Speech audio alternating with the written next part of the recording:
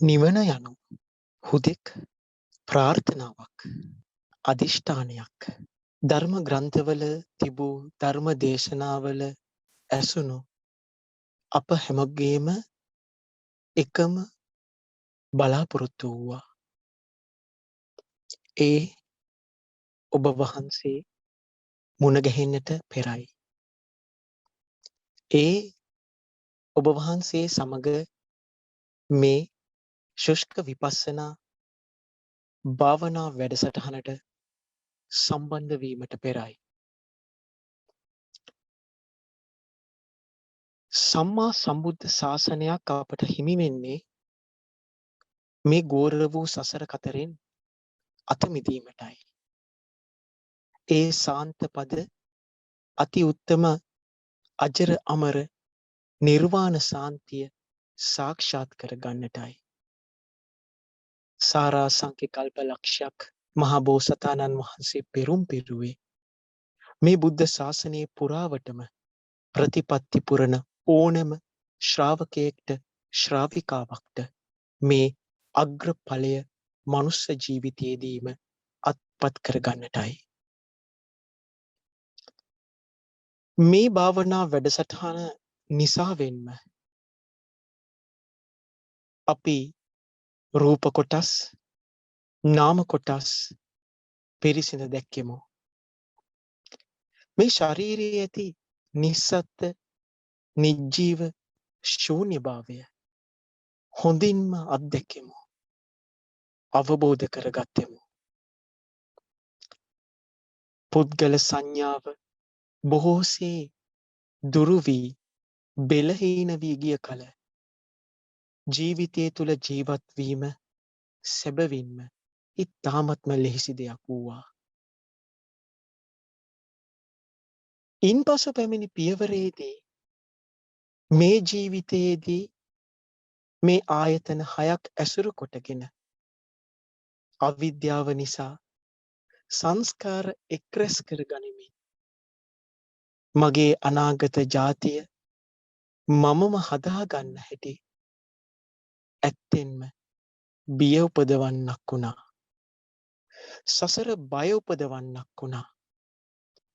මෙලෙසින්ම අතීත ජාතිවල අවිද්‍යාව සංස්කාර නිසා එක්රැස් කරගත් කර්මපතවලට ප්‍රතිඵලයක් හැටියට මේ ජීවිතේ මා උපත ලද ආකාරයත් අනාගත අනන්ත සසරේ අනන්ත භවයන්ට හේතු ප්‍රත්‍ය වෙමින් මගේ භව ගමන සසර ගමන මේ ජීවත් වෙන හැම ෂණයකම ගොතන ආකාරයත් අවබෝධ වූ කල අනාගත ජාතිය ගැන අනාගතයේදී මට විඳින්නට ඇති ජරා දුක ව්‍යාධි දුක මරණ දුක ගැන සිහිවත්ම හිතට එන්නේ පුදුමාකාර බයක්.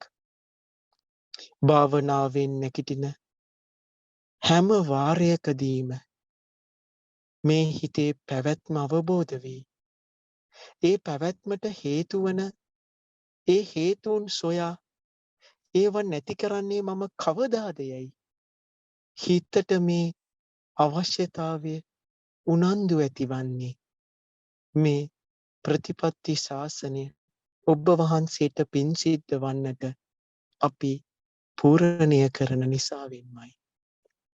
මෙය හුදු ව්‍යක්ත බවෙන් කතිකත්වයෙන් ප්‍රකාශ කරන වදන් නොව හදවතේ ගැඹුරුම තැනින්ම ධම්මවිජය සම්බුද්ධංගයෙන්ම හිතේ ඇතිවෙන ඒ අවංක අදහස් වචනවලට පෙරලෙන්නේ මේ ආකාරයේ. පටිච්ච සමුප්පාද චක්‍රය තුල අපේ භව ගමන සැකසෙන ආකාරය නම් හොඳ ආකාරයෙන්ම පැහැදිලි. හිතේ කිසිම ගැටලුවක් නැති වී බුදුරජාණන් වහන්සේගේ ධර්මයේ ඇති ස්වාක්කාත බව අපේ හදවත් වලට දැනෙන්නේ ඔබ වහන්සේගේ ඒ ගුරු ඇසුර නිසාවෙන්මයි. අනුබුදු මිහිඳු මහරහතන් වහන්සේගෙන් පැවත ආ ලාංකීය භික්ෂු සලකුණ එදා මලියදේව මහරහතන් වහන්සේගෙන් පසුව අසරණ සරණ වැලිවිට සංඝරාජ නාහිමිපාණන් වහන්සේ, හික්කඩුවේ සුමංගල හිමිපාණන් වහන්සේ, රේණුකාන්නේ චන්දවිමල නාහිමිපාණන් වහන්සේගෙන් පසුව මෑත කාලේ අපේ පිනට මේ බුද්ධ ශාසනයේ පහළ වුණා වූ ඒ මහා පතාක බුද්ධ පුත්‍රයාණන් වහන්සේ නිවන් පුරට යන ඉතුරු පාර ටිකත් ඔබ වහන්සේගෙන් අසා දැනගන්නට මේ ප්‍රතිපත්ති ශාසනය සුරක්ෂිත කරන ප්‍රතිවේදයේ දෙසට පියමනින ඔබ වහන්සේගේ මේ යෝගාවචර ගෝලයන් සැදී පැහැදී බලා සිටින්නේ මේ නිර්මල බුද්ධ වචනේ සත්‍යතාවය ලොවට හඬගා කියන්නටමයි. නම කියන්නට අවසරයි අති ගෞරවනීය අති පූජනීය කිරුළපන ධම්මවිජ්‍යාභිදාන අපේ ගුරු ස්වාමින් වහන්සේ, අපේ ලොකු ස්වාමින් වහන්සේ, ඔබ වහන්සේගේ මේ දේශනා පෙළහැර පෑමට නිවන් පිණිස අපි මේ යන ගමනේ අපට මාර්ගය පෙන්වන්නට අප කෙරෙහි අනුකම්පාවෙන් මේ සදා සැනසීම මේ අත්භවයේදීම යථාර්ථයක් බවට පත් කරගන්නට මෙම කමඨහන් දේශනාව සිදු කර දෙනු මැන. ඔබ වහන්සේගේ පාද අභිමුව මගේ නල්ලදා තබා දොහොත් මුදුන් දී ශ්‍රාවක හැම දෙනාම වෙනුවෙන් ගෞරව බහුමානයෙන් යුතුව ආරාධනා කර සිටිනවා අප කෙරෙහි අනුකම්පාවෙන් මෙතෙන් පටන් මෙම දේශනාව සිදු කරන ලෙසට.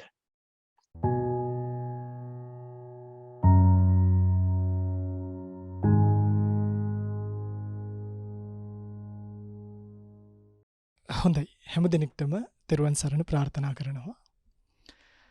පිංගුතුල අද දවසේ සූදානම් වන්නේ අපේ කර්මස්ථානයේ ඊළඟ කොටස ගැන සාකච්ඡා කරන සජීවී වැඩසටහනකට සම්බන්ධ වන්න. පිංගත්නි, මේ වෙලාවේ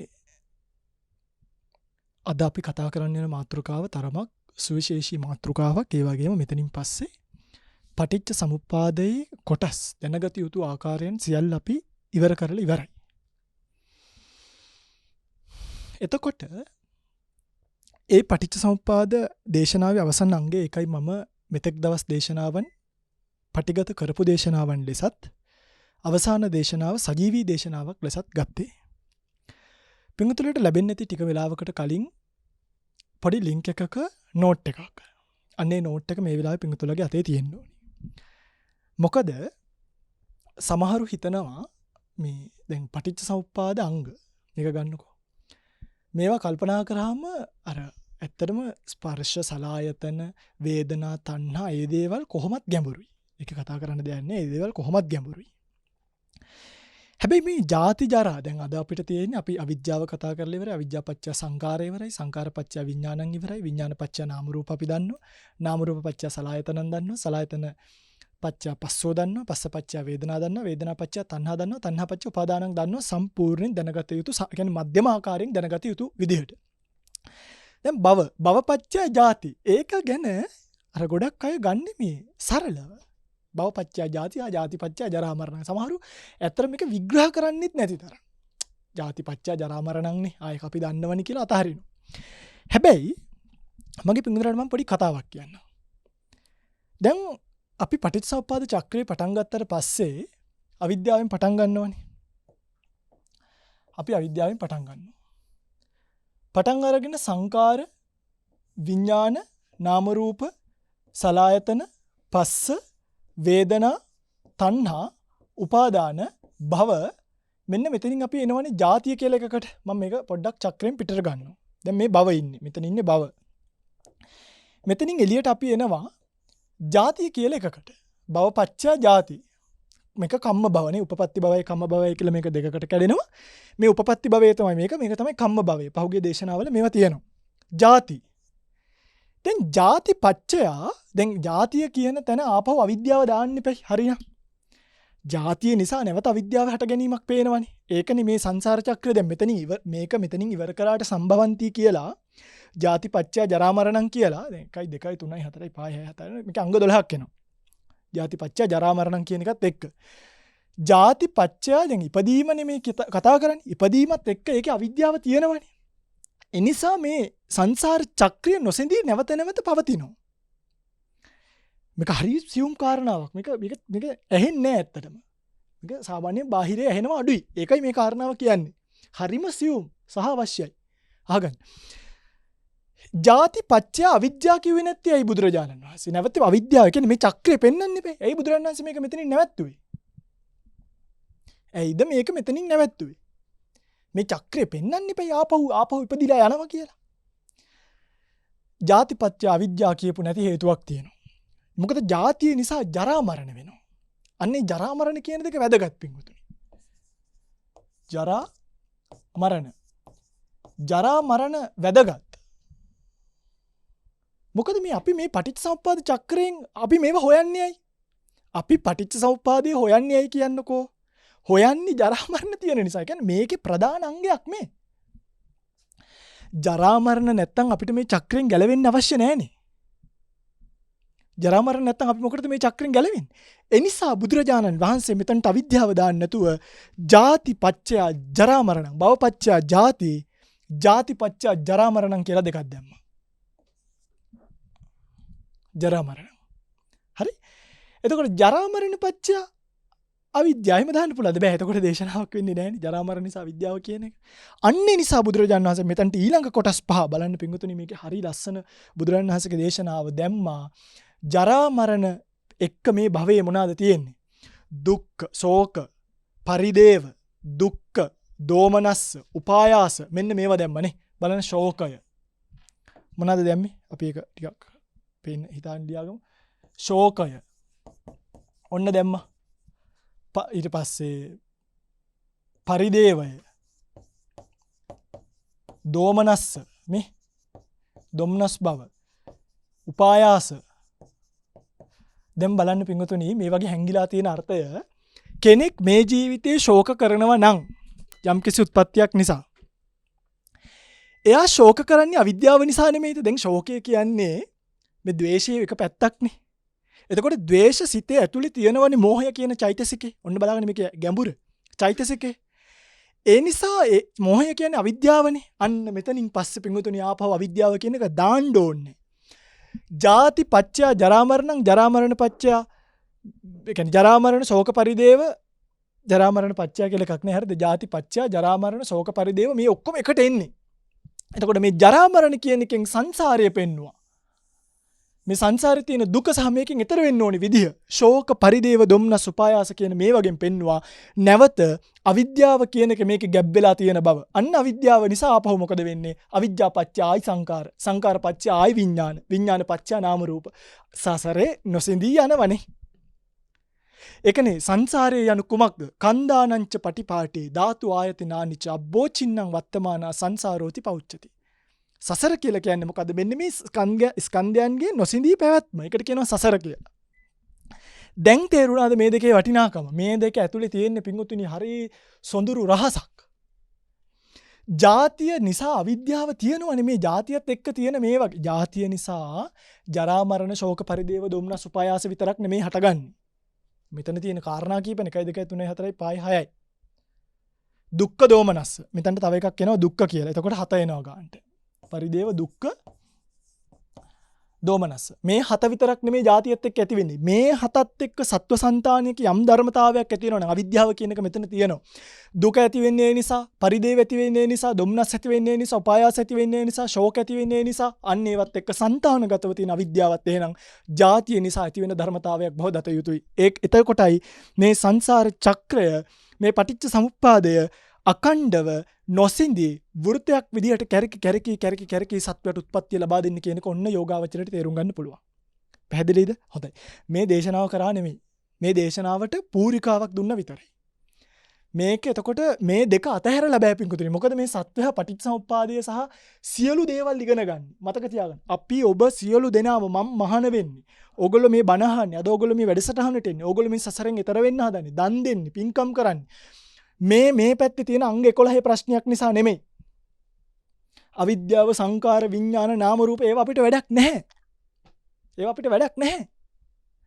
සලායතන, පස්ස, වේදනා, තණ්හා ඒවා ගැන මේ ප්‍රශ්නේ තියෙන්නේ. ප්‍රශ්නේ තියෙන්නේ මෙන්න මේ වගේ. ජරා මරණ තියෙන නිසා ශෝක පරිදේව දුක්ඛ දෝමනස් උපායාස කියන මේ ධර්මතාවයන්ගේ සම්භවය සම්භවಂತಿ මේ ධර්මතාවයන්ගේ සම්භවය අපිට කරදරයක්. ඒ නිසා අපිට සිද්ධ වෙනවා මේ ධර්මතා හටගන්නේ කොයි ආකාරයටද කියලා ඔන්න හොයාගෙන යන්න. එතකොට තමයි අපිට තේරෙන්නේ මේ ඔක්කොම ප්‍රශ්න ඉපදිච්ච නිසා. ඔන්න බලාගන්න මම කතාවක් කියන්න.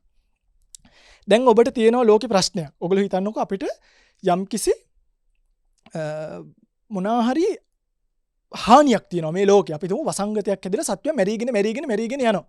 එතකොට බොහෝ අය කරන්නේ ඒ වසංගතයට හේතුවනේ හොයන එකනේ.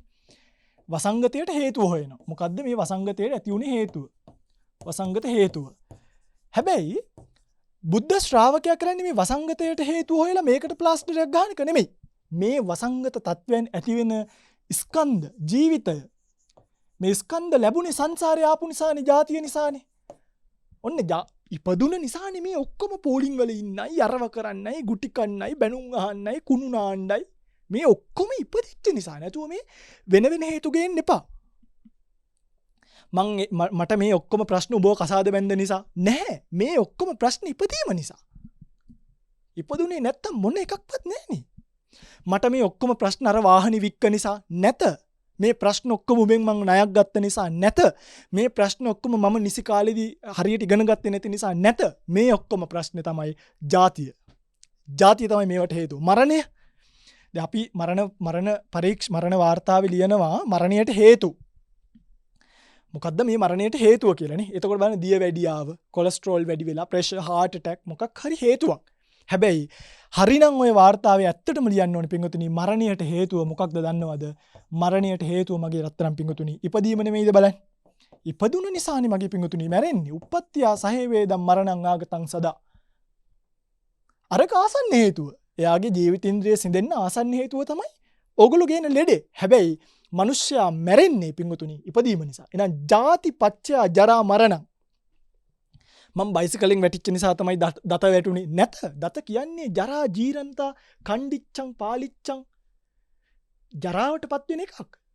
ඉපදීම නිසයි මේ හැමදේම පින්වතුනි. හෙලවෙන දත් ලැබුණේ, ගැලවෙන ඇස් ලැබුණේ, ගැලවෙන කොණ්ඩ ලැබුණේ, නොපෙනෙන ඇස් ලැබුණේ මේ සියල්ලට හේතු ඉපදීමයි, ජාතියයි. ඔන්න දැන් මෙන්න මේකට උත්තරේ හොයාගෙන යද්දි මේක කොහොමද විසඳගන්නේ කියලා උත්තරේ හොයාගෙන යද්දි තමයි අපිට ජාති ඇති වෙන්නේ පෙර ජීවිතේ කරගත්ත කර්ම භව නිසා.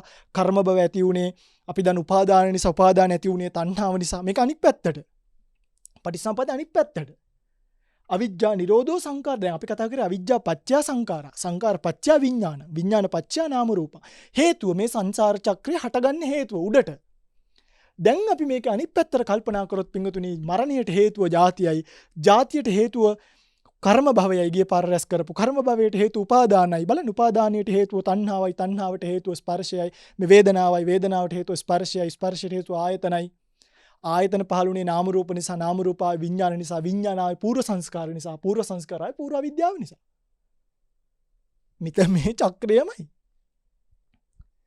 මේ චක්‍රයමයි. මෙන්න මේ නිසා පින්වතුනි මේ ජරා මරණ ශෝක පරිදේව කියන එක වචනයක් පාසා. මොකද කෙනෙක්ට මේ සසරෙන් එතරවන්න නම් ඔහු තේරුම් ගත යුත්තේ ජරා මරණයි. මම මගේ ස්වාමීන් වහන්සේලා හැම දිනෙකටම කියන කතාවක් මරණය කියන එක අමතක කරන්න එපා. සිවුර, ප්‍රතිපත්තිය, සීලය, ගුණය මේ හැම දෙයකම පින්වතුනි එකම ඉන්ජෙක්ෂන් එක මරණය.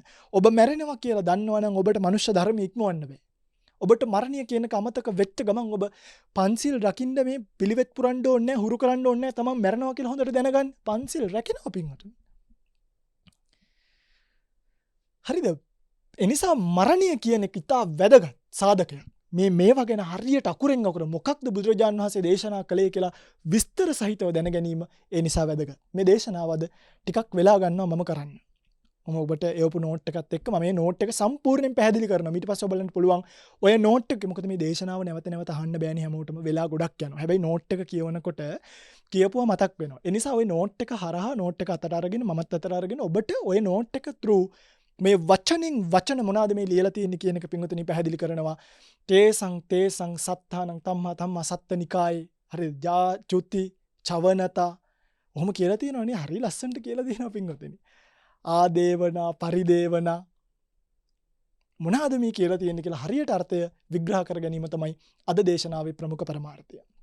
තව ටිකක් මතක් කරන්න තියෙනවා. ඊට කලින් කාරණා කීපයක් මතක් කරන්න. පින්වත්නි මම නිතරම දැන් පුණ්‍යානුමෝදනා කරන කෙනෙක් නෙමෙයි. මම නිතරම පුණ්‍යානුමෝදනා කරන කෙනෙක් නෙමෙයි. හැබැයි මේ දේශනාව එක්තරා ආකාරයකට සුවිශේෂී දේශනාවක්. ඒකට හේතුව මේ දේශනාවට පුළුවන් සත්වයාගේ සසර දුක්ගින්දර නිවන්න. කෙනෙක් මේ දේශනාව හරියට අහගෙන හිටියොත් එයාගේ සසර දුක්ගිනි නිවා ගන්න යාට මේ දේශනාව උපකාරයක් වෙනවා.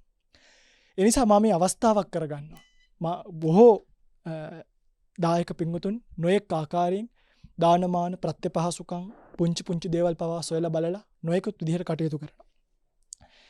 එදා මේ දේශනා කරන්න පටන් ගද්දි බස් එකේ යන තැන ඉඳන් ලොකු ස්වාමීන් වහන්සේ මේ බස් වලට ටිකට් එක අරන් දීලා එදායින් පස්සේ හැම කෙනෙක්ම වාහනවල සෙනසුන් වලට දාලා ධර්ම දේශනා වලට වඩම්මලා මේ දේවල් වලට උපයෝගී උපකාර කරපු හැම දෙනෙක්ම මේ වෙලාවේ බොහොම කෘතගුණ පූර්වකව සිහිපත් කරනවා. ඒ වගේම විශේෂ පුණ්‍යානුමෝදනා කීපයක් තියෙනවා. ඒ තමයි මට නිතරම පුණ්‍යානුමෝදනා කරන්න අවස්ථාව ලැබෙන්නේ නැති විශේෂයෙන්ම මතක් කරන්න ඕනේ අපේ යසස් අම්මා.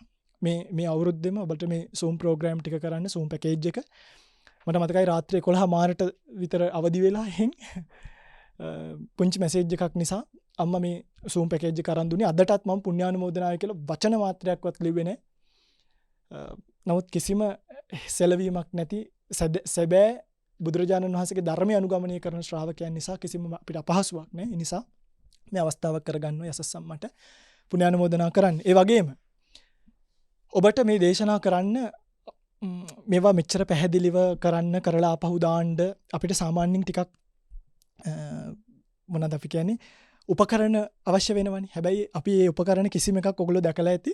කිසිම දෙයක් අන්තර්ජාලයට දාන්නවත් මුහුණු පොතට දාලවත් කවදාවත් නැහැ. ආවල් මේක ඕනි කියලා. ඒකට හේතුව තමයි මේ ධර්ම දානිය යෙදෙන්න අවශ්‍ය කරන සෑම අවස්ථාවකම සෑම අවශ්‍යතාවයකම බැටරි කෑල්ල ඉඳන් අනිත් හැම දෙයක්ම දක්වා ඉතාම ළඟින් ඉඳලා බලන සුජාත පුත්‍ර බාරකාර මණ්ඩලය ඇතුළේ නැත්තම් මම මේ බාරකාර මණ්ඩලය කියන එක ඇත්තටම ලේසියට දාගත්ත එකක්. එහෙම නැත්තම් මට වුන් අක්කලා අයියලා අම්මලා තාත්තලා වගේ ළඟ ඉඳලා මේ හැම දෙයකටම උපකාර කරන පුංචි අසනීප පිටව උපකාර කරන විශේෂයෙන්ම මතක් කරන්න ඕනේ නිසා තරංගක්කවත් සංජීව අයියවත් මම හිතන්නේ ඒකට කැමති වෙන එකක් නැහැ මතක් කරනවට. නමුත් අද මේ ප්‍රෝග්‍රෑම් එක වීඩියෝ කරන කැමරාව ඉඳන් මෙතනින් එහාට සෑම ස්වාමින්වහන්සේ සිද්ධ කරන සෑම ප්‍රෝග්‍රෑම් එකක්ම රෙකෝඩ් වෙන කැමරා එකේ ඉඳන් බොහෝ මේ ධර්ම දානයට අවශ්‍ය කරන නිහඬව අදටත් පුණ්‍යානුමෝදනාවක් මටවත් යවන්න බෑ. හරියට අවබෝධයෙන් මේ පින්කම කරලා ඒ තුල සතුටු වෙන පින්වත් අක්කට අයියට අම්මා තාත්තා වගේ ළඟ ඉඳලා හැමදේම බලන පුංචි ස්වාමීන් වහන්සේලාගේ දානමාන කටයුතු බෙහෙත් හේත් පවා බලන පින්වත් අක්කටත් අයියටත් පුණ්‍යානුමෝදනා කරනවා. ඒ වගේම මේ ප්‍රෝග්‍රෑම්ස් ටික මේ විදිහට කරන්න අවස්ථාව අවකාශය සලසා ගන්නේ තවත් තරුණ ශක්ති කීපයක් මත. මොකද ධම්මජීව ස්වාමීන් වහන්සේ තනියෙන් මේ ටික කරා නම් ඇත්තටම මට YouTube එකේ බණ ටිකක් කියලා සාමාන්‍යයෙන් ඉන්න පුළුවන් පෙළඹවීමකුත් තියෙන්න බෑ. බ්‍රහ්මය ආරාධනා කරා වගේ බුදුරජාණන් වහන්සේට පෙළඹවීමකුත් මේකට තියෙන්න ඕන එක්තරා ආකාරයකට මේ ටික කරන්න. ඉතින් ඒකට ඇත්තටම බොහෝම සක්‍රීයව දායකත්වය දෙන ගයන් අයියා, ඒ වගේම ලක්මාලි අක්කා, ඒ වගේම වාසු අයියා සහ තවත් බාරකාර මණ්ඩලයේ ඉන්න අපේ මංචි අයියා, විශ්ව අයියා වගේ බොහෝමයක් අය. නයිනි අක්කා සහ මල් අයියා. අද දවසේ මේ ප්‍රෝග්‍රෑම් එක ඔබට ශ්‍රවණය කරන්නට දායකත්වයෙන් ගෙන කටයුතු කරන්නෙත් පින්වත් අයියා. ඇතරම පුණ්‍යානුමෝදනා පත්‍රය බැලුවා. බලනකොට ඒකේ පුණ්‍යානුමෝදනා කරලා තියෙන මටයි අපේ මියගිය තාත්තටයි, මගේ සහෝදරියන්ටයි, අම්මලටයි, බාරකාර මණ්ඩලයටයි. ඒ නිසා මායක අමුතුවෙන් කියවන්න දෙයක් නැහැ. හරිම අවබෝධයෙන් ධර්ම මාර්ගයේ යෙදෙන මේ පිරිස නම් මතක් කර නොකල යම් කිසි කෙනෙක් ඉන්නවා නම් අහිතක් හිතන්න එපා. හැබැයි ඔබ කරපු හැමදේම ඔබට ඔබේ ධර්ම මාර්ගයේ වඩන්න ඒකාන්තයෙන් උපකාරයක් වෙයි. සසර ඔබ පිළිසරණක් ලබා ගන්න පිරිසක් බවට පත් වේ. ඔබට එක කතාවක් කියන්න මම මේකට. මේකෙන් පස්සේ අපි මේ දේශනාවට අවතීර්ණ වෙමු. ඔබ අහලා තියෙනවා බද්දවග්ගිය කුමාරවරු 30 දෙනෙක් රහත් භාවයට පත් වෙනවා. හේතුව තමයි පෙර ජීවිතයකට පන්සිල් රැකපු එක. ඒ බුදුරජාණන් වහන්සේගේ මේ පළවෙනියටම බුදුරජාණන් වහන්සේ බණ කියාගෙන යද්දි මහරහත් භාවයට පත් වෙන උතුමු.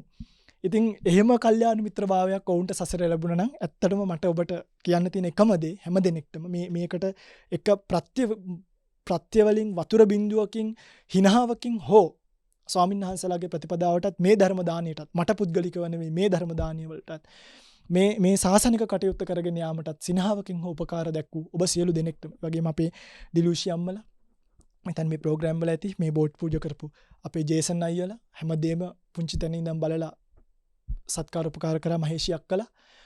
ඉතින් මේ හැමදේම තම දායකත්වය දක්වපු ඔබ සියලු දෙනාටම ඔබේ චතුරාර්ය සත්‍ය ධර්මයේ වඩා ගන්න අවශ්‍ය කරන ප්‍රතිපදාවට මේ සියලු දේවල් සුඛ පාරමිතාවක් වේවා. මේ ගොහරතර සසරේ අතරමං නොවි නිවනින් නිවෙන්නට මේ කුසල් හේතු වේවා කියලා ප්‍රාර්ථනා කරමින් අමල් අයියටත් විශේෂයෙන්ම ඔහුගේ භාර්යාවටත් ප්‍රිය ඒ වගේම දුවා දරුවන්ටත් හැම දිනෙකටම ඥාති හිත මිත්‍රාදීන්ටත් නිර්වාණීය පිණිස මේ කුසල් හේතු වේවා කියලා ප්‍රාර්ථනා කරමින් අපි දේශනාවට අවතීර්ණ වෙමු. ඊළඟ කාරණාව අපි කතා කරගෙන යමු. දැන් ඔයගලන්ට මතක ඇති තව එකක් තියෙනවා. ඒකත් මතක් කරලාම යන්න නැත්නම් මේක හොඳ නෑනේ. විශේෂයෙන්ම තිලංක මල්ලි සහ රුසිරු මල්ලි සහ මේ කැමරා වලින් පිටිපස්ස ඉන්න කුසල ස්වාමීන් වහන්සේලා ධම්ම ස්වාමීන් වහන්සේලා ඇතුළු රේවත ස්වාමීන් වහන්සේලා ඇතුළු සුජාත පුත්‍ර වැඩවසන ස්වාමීන් වහන්සේලාටත් මට අමුතුවෙන් පින් දෙන්න දෙයක් නැහැ. මල්ලිලා ස්වාමීන් වහන්සේලා ඔක්කොම මේක ගැන අවබෝධයෙන් ඉන්න නිසා ඉතින් ඒ හැම දිනාටම චතුරාර්ය සත්‍ය ධර්ම අවබෝධය පිණිස මේ කුසල් හේතු වේවා කියලා ප්‍රාර්ථනා කරමින් අපි ඉතිරි ටික කතා කරමු. පින්වත්නි, පටිච්චසමුප්පාදේ දැන් අපි අංග 11ක් කතා කරලා ඉවරයි. මගේ ඊළඟ ඉල්ලීම පැය 6ක විතර සම්පූර්ණ දේශනා 12ක් මේකේ තියෙනවා. අපි අනිවාර්යෙන් නොබෝ දවසකින් මේ දේශනා 12ම එකට තියලා අහන්න ඕනි පැය 6ක් දාගෙන. අපි ස්ට්‍රීම් කරන්න ඔබ සම්බන්ධ වෙන්න පැය 6ක අඛණ්ඩ ධර්ම දේශනාව පටිච්චසමුප්පාද කරපු දේවල් මේ වෙනකම්ම අඛණ්ඩව ශ්‍රවණය කරන්න ලෑස්ති වෙලා ඉන්න. ඒකට අවස්ථාව සලසලා දෙන්නම්. එහෙම නොකළොත් ඉදිරි පියවරවල වලට යන්න බෑ. හරි? හොඳයි. පින්වත්නි, මේ පටිච්චසමුප්පාදය ගත්තට පස්සේ අවිද්‍යාව සංස්කාර පළවෙනි ටික සංස්කාර ඊළඟට විඥාන මම මේක සිංහලෙන් ලියාගෙන ඉන්න විඥාන නාම රූප සලආයතන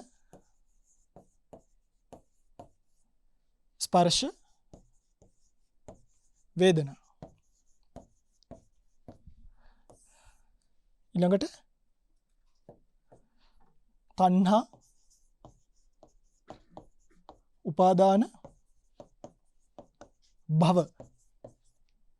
හරි? භවයෙන් පස්සේ ආයි අපිට එනවා ජාති.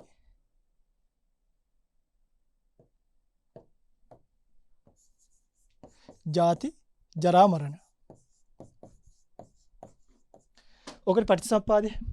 අවිජ්ජා පත්‍ය සංඛාරා සංඛාර පත්‍ය විඥාන විඥාන පත්‍ය නාම රූප නාම රූප පත්‍ය සලආයතන සලආයතන පත්‍ය පස්සෝ පස්ස පත්‍ය වේදනා වේදනා පත්‍ය තණ්හා තණ්හා පත්‍ය උපාදාන උපාදාන පත්‍ය භව භව පත්‍ය ජාති ජාති පත්‍ය ජරා මරණ. පින්වත්නි, මේව කොටස් තුනක් ප්‍රධාන කොටස් තුනකට කැඩෙනවා. මේක ඇවිල්ලා අතීත හේතුවක්. මම මේක කියලා දීලා තියෙනවා. මේකට කියන්නේ අතීත හේතු කියලා. අතීත හේතු හොඳට අහගන්න. හරිද? අතීත හේතු නිසා වර්තමාන භවයේ මේ වෙයිලා අතීත භවයනේ. මේ අතීත භවය කියන්නේ ගිය භවයේ අවිද්‍යා සංස්කාරයෙන් තමයි මේ කතා කරන්නේ. භව තුනකට කැඩෙනවා මේක. එතකොට මේ විඥාන නාම රූප සලආයතන ස්පර්ශ වේදනා තණ්හා උපාදාන භව මේ ටික ඔක්කොම වර්තමාන භවයට අයිති දේවල්. ජාති ජරා මරණ කියන්නේ අනාගත භවය. භව තුනකට කැඩෙනවා. අතීත භවයේ අවිද්‍යා සංකාර, වර්තමාන භවයේ විඥාන ඉඳන් භවය දක්වා මේ අංගට ජරා මරණ දෙක අනාගත. දැන් අපි දැන් ජාතිය ජරා මරණ තියෙනවනේ. මේක ඇතුලේ දැන් ඒ ටික තියෙනවනේ. නාම රූප කියන තැන ඒව දිරනවා කියන එක තියෙනවනේ පිංගුතුනි. මේ අනාගත. එතකොට මේක කැඩෙනවා සංදි තුනකට. මේ තමයි අතීත හේතු. අතීත හේතු නිසා ලැබිච්ච වර්තමාන ඵල පහක් තමයි මේ තියෙන්නේ. විඥානය කියන්නේ වර්තමාන ඵලයක්. මොකක් නිසාද ලැබුණේ? නිකන් නෙමෙයි දෙයියෝ දුන්නා නෙමෙයි අතීත හේතුව. පෙර ඔබ කුසල සංස්කාර රැස් කරා මොකක් නිසාද? අවිද්‍යාව නිසා. දැන් අවිද්‍යාව කියන කියලා දීලා තියෙන්නේ. ඔන්න දැන් දන්නවා අවිද්‍යාව කියන්නේ මොකක්ද කියලා. ඒ විඥානයේ එක්කම නාම රූප ලැබුණා. නාම රූප ලොකු වෙනකොට මෝරණකොට සලආයතන ලැබුණා. සලආයතන මෝරණකොට සලආයතනත් එක්ක ස්පර්ශය වෙනවා. ස්පර්ශ එක්ක වේදනාව වෙනවා. වේදනන්න වර්තමාන හේතු වර්තමාන ඵලය නිසා මෙන්න මේවට කියනවා වර්තමාන ඵල. වර්තමාන ඵල. ඵලය නිසා අපි ආයි හැදුවා වර්තමාන හේතු ටිකක්. මෙන්න මේ තින් හේතු තුන 1 2 3යි. මේවා වර්තමාන හේතු. හේතු නිසා ඵලත් ඵල නිසා හේතුත්. තේරුම් ගන්න? හේතුඵල දහම. අතීත හේතු නිසා හේතුව නිසා ඵලයකුත් ඵලය නිසා නැවත හේතුවකුත්. මෙන්න මේ හේතුව. මේක වර්තමාන හේතුව. තණ්හාව උපාදාන භව. අලුතෙන් අපි මේකට ආදරය කරලා ඔන්න අනාගත ඵලයක් සකස් කරගන්නවා. අනාගත ඵලයක්. හේතු නිසා ඵලයකුත් ඵල නිසා හේතු තුනකුත් හේතු තුන නිසා නැවත අනාගත ඵලයකුත් හේතුඵල. ඔය තමයි මේකේ චක්‍රය. එහෙම තමයි මේ පටිච්චසමුප්පාදය යන්නේ. සත්‍ය සසර යන හැටි. මේක වෙන්නේ මෙන්න මෙහෙමයි. දැන් ඔය පින්තුල හිතන්න මම එක කලින් කියලා දීලා තිනවා. නමුත් මේ දේශනාවට වැදගත් නිසා ආයිත් ඇදලා ගන්න. හරි? අපි හිතමු මලක් තියෙනවා. මලක් තියෙනවා කියලා හිතන්න. දැන් මේක ඔයගොල්ලෝ චක්කු විඥාණයෙන් දකින්නවනේ. කියන්නේ චක්කු විඥාණය පහළ වෙලා අතීත හේතුවක් නිසා කුසල දැන් මේක අපි තුමු රෝස මලක් කියලා. එතකොට කුසල විපාක විඥාණය පහළ වෙනවා. හරිද? කුසල විපාක විඥාණය. ඒ කුසල විපාක විඥාණය නිසා ඔයගොල්ලෝ මේ මලට වර්තමානයේ අලුතෙන් තණ්හාවක් ඇති කරගන්නවා. ලෝභ මූලික සිතක් අලුතෙන් පහළ කරනවා. අලුතෙන්. අන්න වර්තමාන තණ්හාව ඒක උපාදානීය වෙනවා. ඒ ලෝභ මූලික හිත නිසා අනාගතේ නැවත ඔබට ජාති මරණ අයිති සසරක් අයිති වෙනවා. එහෙම තමයි මේ චක්‍රය යන්නේ. පරිසම්පාද චක්‍රය. දැන් පින්වතුනි ඕගොල්ලෝ ඔක්කොම මේකේ හිරකාරයෝ. ඕගොල්ලෝ මේ වෙලාවේ මම මේ කියන සංසාර දුක විඳිනවා. බුදුරජාණන් වහන්සේ කියනවා මේ අවිජ්ජා සංකාර මේවා නිසා සත්වයාට ලැබෙන දුක් ටික. මේ කර්ම රැස් කරලා මේ භවයේ ගියොත් එහෙම වෙන්නේ භවපච්චය ජාති. උපදිනවා කියනවා. දැන් මේ වෙලාවේ ඕගොල්ලෝ ඉපදිලා ඉන්නේ. ඔන්න අපි තේරුම් ගමු දැන් ජාති, ජරා, මරණ, ශෝක, පරිදේව, දුක්ඛ, දෝමනස්, උපායාස කියන්නේ මොනවද කියලා. ඕගලන්ට අර මම නෝට් එකක් කියුවා. පුළුවන් නම් මේ නෝට් එක අතර ගන්න. මම මේ නෝට් එකත් එක්ක ඇත්තරම ඒක පුළුවන් නම් print එකක් හරි දාගන්න මේ දේශනාව දාන්නම් ආපහු. දැම්මට පස්සේ ඕගලන්ට පුළුවන් මේ දේශනාවත් එක්ක ඊටු ටික කටයුතු ටික කරයි යන්න. හොඳයි. ඔන්න ඔය එවපු නෝට් එකේ තියෙනවා පින්වතුනි මෙන්න මෙහෙම. ಜಾති කියන්නේ මොකද්ද? තත්ත කතමා ಜಾති. එහි තත්ත කියන්නේ එහි කතමා ಜಾති. ಜಾතිය නම් කවරෙක්ද? ಜಾතිය කියන්නේ මොකක්ද කියලා මේ කියන්නේ. යා තේසං සත්තානං. ඔන්න මම මේකේ ලියලා තියෙනවා. තේසං සත්තානං. මේ කියන්නේ නොයෙක් සත්වයෝ. හැම සතෙක්කකින් දැන් හිතන්නකෝ ಜಾතිය කියවම දැන් කියන්න බෑනේ දේවදත්තයාගේ ಜಾතියය, සෝමදත්තයාගේ ಜಾතියය, බ්‍රහ්ම දත්තයාගේ ಜಾතියය කියලා එක එක කියන්න ගියොත් දවසම කිව්වත් මේක ඉවර වෙන්නේ නැහැනේ. අන්න ඒ නිසා කිව්වා තේසං ඒ සත්වයන් සත්තානං සත්වයන්ගේ කියනවා මෙම දෙපදයෙන් මේ තේසං කියන එකෙන් සත්තානං කියන එකෙන් කිසිම සත්වයේ ගණන් නොගන්නා ලද්දේ නොවේ. එතකොට මේකට අහු නොවෙන සත්වයක් නැහැ. මේකට හැම සත්වයක්ම අහු වෙනවා.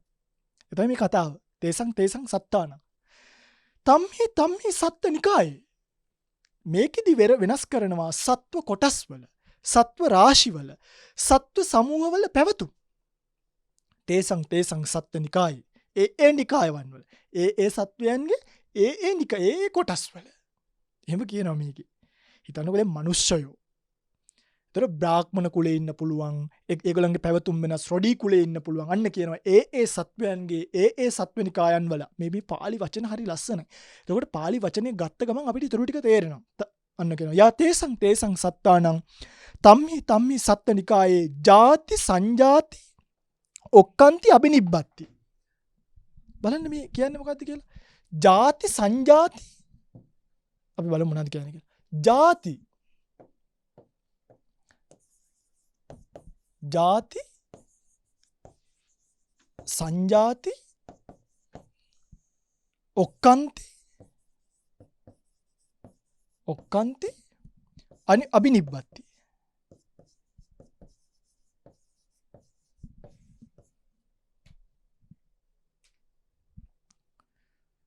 ඒ කියන්නේ අබිනිබ්බන්ති කියන්නේ සංසේදජ සහ ඕපපාතික. සංසේදජ සත්වයනේ කුණු වල හටගන්නේ. අර ඊ පෞගේ දසගොල් ප්ලැනේරියා කියලා පණුවෙක් කියමු දැක්කේ සංසේදජ. ඒගොල්ලෝ අබිනිබ්බන්ති කියන්නේ පරිපූර්ණව පහළ වීම. ඊට පස්සේ අපි ගත්තොත් ඕපපාතික සත්වයෝ දැන් දෙවිවරු එහෙන් පහළ වෙද්දි මේ 77 වෙනි දවස් වෙනකන් ඉන්නේ නැහැ. ඇස් පහළ වෙන්නේ එකපාරම ඔක්කොම පහළ වෙනවා. අන්න ඒගොල්ලන්ව මෙතනදී අබිනිබ්බත්ති කියලා හැදුන්නවා. පැහැදිලි නේද? හොඳයි. අපි ඊළඟට බලමු. මේක තමයි මේක පිඟුතුනි සම්මුතියෙන් දැක්වේ. සත්‍යය මේ සම්මුතියෙන් කියනවනේ අම්මගේ බඩේට පුතෙක් ආවා. අන්නේම සම්මුති වෝහාර දේශනා කියලා කියනවා. බලන්න බුදුරණන් වහන්සේගේ දේශනාව මේක වුණත් මේ ජාතිය ගැන කියද්දී වුණත් විවාහාරයයි පරමාර්ථයයි දෙකම දැක්කුවා. එක දෙකක් නැහැ. දෙකම දැක්කුවා. මෙතනදී ওই පළවෙනි හතරෙන් වෝහාර දේශනාව කතා කරා. ඊළඟට එනවා අන්න කියන අනතුරු මොකද්ද කියන්නේ? කන්දානං පහතු බා උස්කන්ධයන්ගේ පහළවීම. දැන් පරමාර්ථ දේශනාව. දැන් මේ අම්මගේ බඩේට සතෙක් බැහැගත්තා. ඒක නෑ. මේක වෝහාර දේශන වෝහාර කෞශල්‍යයෙන් යුක්ත භාග්‍යතුන් වහන්සේ සම්මුති සත්වයාට තේරුම් ගන්න ඒකත් කියලා. හැබැයි යථාර්ථය පරමාර්ථමය වශයෙන් මේක ඒකෙත් ගැප් කරා. කන්දානං පහතු බාව. දැන් ඕගොල්ලෝ ඉගෙන ගත්තාට සත්පුද්ගල ශූන්‍යභාවය මෙතනට ඇප්ලයි කරගන්න. නැත්නම් ඕගොල්ලෝ හිතයි සත්වයක් පහළ වෙනවද? නෑ. මේ සත්‍යය පහළ වෙනවා කියන්නේ සම්මුතියෙන්. වෙන්නේ මොකක්ද? අර භවපච්චා ජාතිය කියලා නැත්නම් සංකාරපච්චා විඥානං කියලා මේ ස්කන්ධයන්ගේ ප්‍රාතුර් භූත භාවය කන්දානං පහතු භාවෝ. ඒක තමයි මෙතනදී එන්නේ. ආයතනානං පටිලාභෝ මේ ආයතනයන්ගේ ප්‍රතිලාභය මේ ආයතනයන්ගේ ආයතන සන්තතියේ පැවැත්ම ආයතනං පටිලාභෝ මේ සන්තතියේ පැවැත්ම අන්න ඒක තමයි මේකෙදි දක්වලා තියෙන්නේ. පාතු භාවෝ ආයතනානං පටිලාභෝ අන්න අයං වුච්චති ජාති මේකට කියනවා ජාතිය කියලා.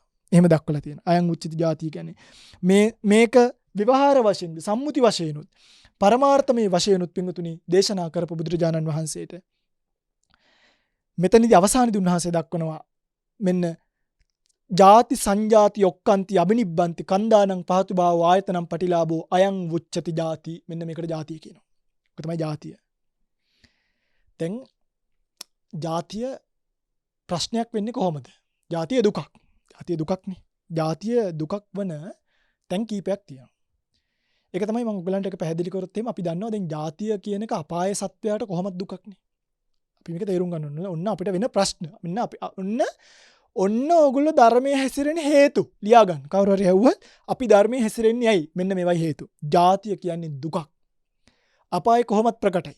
හැබැයි සුගතිය නැත්තම් මනුෂ්‍ය ලෝකයේ දිව්‍ය ලෝක වලට ආවම කොහොමද ජාතිය දුකක් වෙන්නේ? අපි ගමු. අම්මගේ බඩ මනුෂ්‍ය ලෝකය. මේ මනුෂ්‍ය ලෝකයේ තියෙන දුක් මම 6ක් දක්වලා තියෙනවා මේ අට කතාවන් වලට අනුරූපීව. ගර්භව ක්‍රාන්ති මූලික දුක්ඛය. ගර්භ පරිහරණ මූලික දුක්ඛය. ගර්භ විපත්ති මූලික දුක්ඛය. විජායන මූලික දුක්ඛය. ආත්මෝපක්‍රම මූලික දුක්ඛය. පරෝපක්‍රම මූලික දුක්ඛය. ඔය නෝට් එකේ දක්වලා තියෙනවා. ගර්භව ක්‍රාන්ති කියලා කියන්නේ මේ සත්වය අම්මගේ බඩේ ඉන්න කාලය. නේද? ඇටරට පොඩි කරගෙන කකුල් නමාගෙන ඇත්තටම කියනවා අසූචි ගොඩේ ඉන්න පණුවෙක් වගේ ඉන්නේ. මේක දක්වලා තියෙනවානේ. අම්මා 26 වෙනිදි නම් අම්මා අවුරුදු 20ක් නම් දැන් හිතන්නකො පින්වතුනි අපි වැසිකිළියකට කැසිකිළියකට ගියාම කට හොද ගන්නවා අත හොද ගන්නවා මිසක අපේ ඇඟ ඇතුළ හොදන්න අපිට බෑනේ. ඒතර අම්මා අවුරුදු 20යි නම් ළමයා අවුරුදු 20ක අම්මා කෙනෙක්ගේ බඩේ මාස 10ක් ඉන්නේ අවුරුදු 20කින් හොදපු නැති වැසිකිළි වලක ඉන්න පණුවෙක් වගේ. කෙලින්ම අම්මගේ බඩේ අම්මට අවුරුදු ඔයගොල්ලෝ අහන්න ඔයගොල්ලන්ගේ අම්මගේ වයස කීයද ඔයගොල්ලෝ ලැබෙද්දි කියලා. අම්මට අවුරුදු 25යි නම් අවුරුදු 25කින් හොදපු නැති වැසිකිළි වලක ඉන්න සතෙක් වගේ තමයි ඕගොල්ලෝ මාස 10ක් අම්මගේ බඩේ හිටියේ. එහෙම තමයි මේක දක්වලා තියෙන්නේ. හරි. යටි හක්කේ තබා හකුලාගත් අත්සහ ඔන්න යටි හක්කේ තියලා අකුලාගත් අත්සහ අකුලාගත් දිග අරගෙන ඉන්න බෑ පුටුවක්කට රිංගලා බලන්න පැය දෙකක් ඉන්න පුළුවන්ද කියලා. බෑ. අපිට මතකයි ඉස්සර ඉස්කෝලේ යනකොටනේ මොනාර දැඟලුවාම පීරියඩ් එකක් එහෙම ඩෙස් එකේ යටට දානවා. ඉන්න බෑනේ බෝනික්කි වගේ වයින් කරපු කැරකි කොච්චර අතපය රිදෙනවදනේ. හැබැයි මාස ගාණක් මේවා වකුටු කරගෙන අම්මගේ බඩේ ඉන්නවා කියන්නේ අන්න එකට කියනවා ගර්භව ක්‍රාන්ති දුක කියලා. ජාතිය කියන්නේ දුකක්. ජාතිපි දුක්ඛ. බුදුරණන්සේ දේශනා කරනවා. ජාතිපි දුක්ඛ. ජාතිය දුකක් වෙන්නේ තැනදී. ගර්භ පරිහරණ දුක. ඒ කියන්නේ අම්මා යනකොට අම්මගේ කකුල පෙරලා හිටපු ගමන් අම්මා වැටෙනවා. සමහරට අම්මා දුවනවා, අම්මා ඉඳ ගන්නවා, අම්මා නැගිටිනවා, අම්මා පෙරලෙනවා. හරියට සිහිපත් කරනවා හයිකුන්ටකේගේ අතට අහුවෙච්ච නයෙක් වගේ කියලා. රා සොඬෙකුගේ අතට අහුවෙච්ච දික් ලොම් ඇති එළුවෙක් වගේ කියනවා. රා සොඬෙක්ට අහු වුණායින් පස්සේ බුදුම වදයක් දෙනවා. හයිකුන්ටකේගේ අතට අහුවෙච්ච නයා වගේ. අම්මා වතුර ටිකක් බොනකොට සීත නරකයකට වටනවා වගේ කියනවා. රස්නෙන් බත් ටිකක් කනකොට ගිනි අඟුරු වලකට වැට්ටුවා වගේ කියනවා. ගර්භ මෙන්න මේකට කියනවා ගර්භ පරිහරණ. ඒ අම්මාගේ ගර්භය පරිහරණය කිරීමේ මාස 10ක් වයි දුක අපි විඳිනවා. ඊළඟට කියනවා ගර්භ විපත්ති. මේ කියන්නේ මේකේ ඔන්න බලන්න පින්වතුනි මේක ලස්සනයි. මම ඒකයි මේ කතාව මේකට දැම්මේ. මේක බලන්න මේ අට කතා වුණත් විස්තර කරනකොට විස්තර කරන ඔයගලන්ට මං හිතනවා මේක තේරෙන්නේ නැහැ කියලා. ඔයගලන්ට තේරෙනවද බලන්න. මූඩ ගර්භ වූ මවගේ මිත්‍රා මාත්‍ය සෘහත් ජනයා විසිනුදු නුදුටුව මනා රහස් පියස්සේ සිඳීම් පැලීම් ආදීන් ඒ සත්වයාට යම් දුකක් උපදී නම් එය ගර්භ විපත්ති මූලික දුක්ඛයයි. තේරුණාද? නෑනේ. බලාගන්න මේ කියලා දෙන්නේ මොකද? මූඩ ගර්භ වූ මවගේ, මේ කියන්නේ දරුවා හම්බෙන්න ඉන්න අම්මගේ. ඇත්තට මට මේක කියන්න බෑ සම්පූර්ණයෙන්. මට මේක සම්පූර්ණයෙන් කියන්න බෑ. මම මේ අවස්ථාව පැහැදිලි කරන්න. ඒ විට ඔබ තේරුම් ගන්න මේ වාක්‍ය. මේ බලන්න මේ දැන් මම දැක්කව ඊපෙරේද ස්වාමීන් වහන්සේලා මොකොත් මේ නිකම්ම අර අපිට සමහර කිව නොහැකි වචන ඔහේ කියලා දානවා. එහෙම බෑ. මේවට පොඩි සංයමයක් තියෙන්න ඕනේ නේ. අන්න ඒකයි. මේක මේ කියන්නේ දරුවා හම්බෙන වෙලාව. මේ බලන්න මිත්‍රාමාත්‍යයන් විසිනුදු සෘහජ්ජනයා කියලා කියනවා. යහපත් මිනිස්සු. ඒගොල්ලෝ යහපත්. නුදුටුව මනා දැකිය නොහැකි වූ රහස් පියස්සී රහස් ප්‍රදේශයන්හි සිඳීම් පැලීම්, මේ කියන්නේ දරුවා එළියට ගන්නකොට කරන සත්කම් ගැන. ඔය කතුරු වලින් අදිනවා, අර පොඩි වැකියුම්ස් වගේ ඒවා දාලා අදිනවා නේද? දරුවට වදයක් දෙනවනේ. අර මොකද පෙකිනි වැල කපනවා මෙන්න කියනවා. දරුවා උපදිනකොට අන්න ඒ වගේ සත්වයාට යම් දුකක් උපදිනවා නම් මේ සත්කමේදී අන්න ඒකට කියනවා ගර්භ විපත්ති මූලික දුක්ඛය කියලා. ගර්භ විපත්ති. විජායන මූලික දුක්ඛය. ඒ කියන්නේ දරුවා හම්බ වෙද්දී මේක වැදගත් හරිද පිටුතුනි? මේක අපි ඉගෙන ගන්න ඕනේ. දරුවා හම්බ වෙද්දී කොහොමද අනිත් පැත්තට හැරෙනවා නේ? කර්මජ වාතයෙන් ඔළුව යටට හැරිලා හරියටම පිටුතුනි මේ යතුරු සිදුරකින් එළියට එන හස්ති රාජෙක් වගේ. අන්න එහෙමයි උපමාව දක්වලා තියෙන්නේ. අතිශයින් සම්බාධ සහිත වූ යෝනි මුඛයෙන් යතුරු සිදුරකින් ඇද ගන්නා හස්ති රාජයෙකුට සෙයින් සංඝාත පර්වතයෙන් සුණු විසුණු කරනු ලබන නිරිසතෙක් මෙන් විදායන මූලික දුක දරුවා හම්බ වෙන වෙලාවේ දරුවට ලැබෙන වේදනාව කියනවා. මේ ඔයගලන්ට මතක නැහැනේ. ඊළඟට අන්න ආත්මෝපක්‍රම කියලා කියන්නේ ඊළඟට තමන්ගේ ජීවිතේ තමන් ශෝක කිරීම බැලපීම ආදී වශයෙන් තමන්ට ලැබෙන දුක්. පරෝපක්‍රම කියලා කියන්නේ අනිත් අය තමන්ට ගහනකොට අනිත් අය අපි උසලා ඔය එක වැව් වලට දාලා නාවනකොට ඒවට ලැබෙන දුක. ඒවට කියන පරෝපක්‍රම කියලා. දැන් මේ ඔක්කොම ಜಾතිය නිසානේ පින්වතුනි. ආත්මෝපක්‍රම, පරෝපක්‍රම, ගර්භව කාන්ති, ගර්භ පරිහරණ, ගර්භ විපත්ති, විජායන මූලික මේ ඔක්කොම ಜಾතිය නිසා. ඕගොල්ලෝ ඇත්තටම කියනවනේ ඕගලන්ගේ ජීවිතය ඕගලන්ට කැමති අංශභාගය හැදෙනවට නෑනේ. ඕගොල්ලන්ට පොඩි කාලේ අවුරුදු 2ක් 3ක් ඕගොල්ලෝ අංශභාග ලෙඩ්ඩු වගේ තමයි මේ ලෝකේ ජීවත් වුනේ. ඇඟේ අසුචි දා ගන්නවා, මල මූත්‍රා දා ගන්නවා, නැකිට ගන්න බෑ, කන්න බෑ. කන එක හිර වෙනවා, නා ගන්න බෑ, කෙලින් හිටගෙන ඉන්න පනනේ. අංශභාගෙ නෙමෙයි සම්පූර්ණ පන නැතුව හිටියේ. අංශභාගෙ නම් භාගයෙන් පන නැති වෙන්නේ.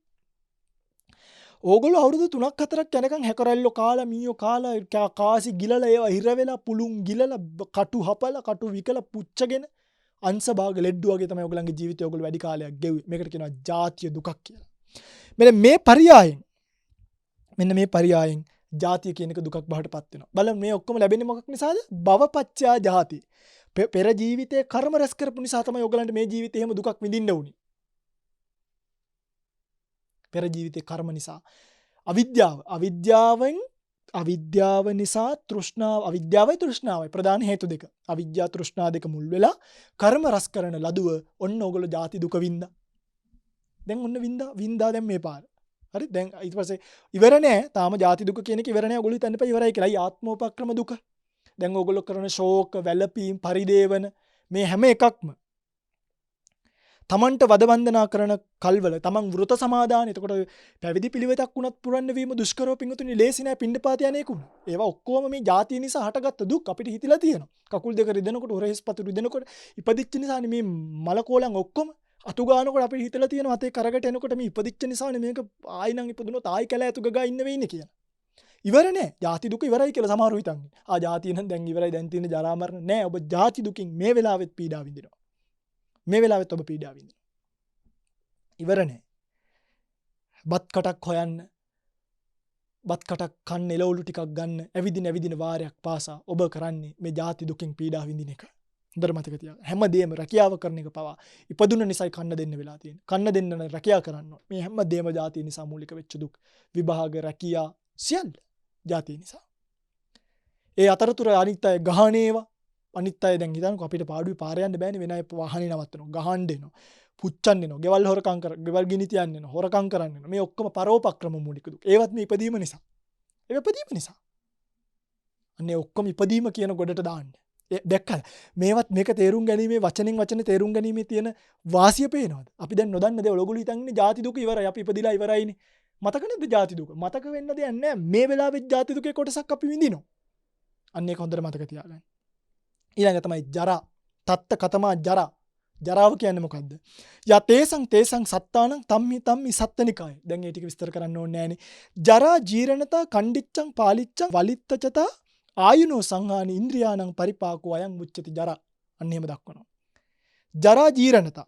ජරා කියන්නේ ඔබ ජරාව දන්නවද නැද්ද කියලා මේකෙන් පස්සේ තීරණය කරන්න. ජරා කියන්නේ ස්වභාවයට. අහගන්න. හරිද? ජරා කියන්නේ ජරා අපි බලමු ජීරණතා. ඔහොමනේ ආවේ. ජීරණතා. මේ ජරා කියන්නේ ස්වභාවයට. ජරා ස්වභාවය. හරිද? ජීරණතා කියන්නේ මේ දිරණ ආකාරයට. ආකාර නිර්දේශය. මේක ස්වභාව නිර්දේශය, මේක ආකාර නිර්දේශය. තේරුම් ගන්න පුළුවන් නම් මෙහෙම මේකවත් තේරුම් ගන්න බලන්න. ජරා ජීරණතා කියන වචන දෙක මේ අපි කියන්නේ අපි මේ ජරා ජීර්ණ භාවයටපත් වෙනවා. ඒක වචන කිව්වට වැඩක් නැහැ. මෙන්න මේ වගේ හරියට අර්ථය හැපෙන්න ඕනේ. එතකොට තමයි යෝගාවචරයට මේක වැටහෙන්නේ. ජරා කියන්නේ පින්වතුනි අපි ගාව තියෙන මේ දිරණ ස්වභාවයට කියන එක. ජීරණතා කියලා කියන්නේ මේ දිරණ විදිය ස්වභාවය නෙමෙයි. දිරීම ස්වභාවයක් සහ දිරණ ආකාරයක් තියෙනවා. මේ දිරණ ආකාරය තමයි ජීරණතා කියලා දැක්කුවේ. හරි ලස්සනයි මේ වචන. ජීරණතා. ඊට පස්සේ කණ්ඩිච්ඡං. කණ්ඩිච්ඡං කියන්නේ ওই දත් කැඩෙන, නියපොතු කැඩෙන. කණ්ඩිච්ඡං කියන්නේ කැඩෙන. නියපොතු කැඩෙනවා. දත් කැඩෙනවනේ. අන්න ඒකට කණ්ඩිච්ඡං කියලා. පාලිච්ඡං කියන්නේ පැසෙනවා. කොණ්ඩේ පැසෙනවා. ලොම් පැසෙනවා අපේ නේ. ඔය කනේ මවිරු සුදු වෙනවා, රැවුල සුදු වෙනවා, කොණ්ඩේ සුදු වෙනවා. අන්න ඒකට කියනවා පාලිච්ඡං කියලා. පාලිච්ඡං පැසෙනවා. වලිත්තචතා. වලිත්තචතා කියන්නේ මස් මැලවිලා හැම රැලි වැටෙන ස්වභාවයට. බලන්න කණ්ඩිච්ඡං පාලිච්ඡං වලිත්තචතා. කණ්ඩිච්ඡං පාලිච්ඡං වලිත්තචතා. මේ දත් කැඩෙන ස්වභාවය, කෙස් දිරෙන අපි මේ ඔක්කොම එකටනේ ගන්න ජරා කියලා. හැබැයි මේක බුදුරජාණන් වහන්සේ තුන් ආකාරයක් පෙන්නනවා. ඇයි මේ තුන් ආකාරයක් පෙන්වන්නේ? මෙන්න කියනවා මෙම ත්‍රය මෙම තුන කල්ලික්මීමේදී සිදුවන කෘත්‍ය නිර්දේශය වන්නේය. මේක තමයි දිරනවා කියන එකට සාක්ෂි. එවිඩන්ස්. මේව තමයි සාක්ෂි. පින්වතුනි. ඇත්තටම හොඳට අහගන්න මම මේ කියන එක. දත වැටෙනවා කියන්නේ ජරාව නෙමෙයි. කොණ්ඩේ පැහෙනවා කියන්නේ ජරාව නෙමෙයි. හැම රැලි වැටෙනවා කියන්නේ ජරාව නෙමෙයි. ඒවා සම්මුති දේශනා.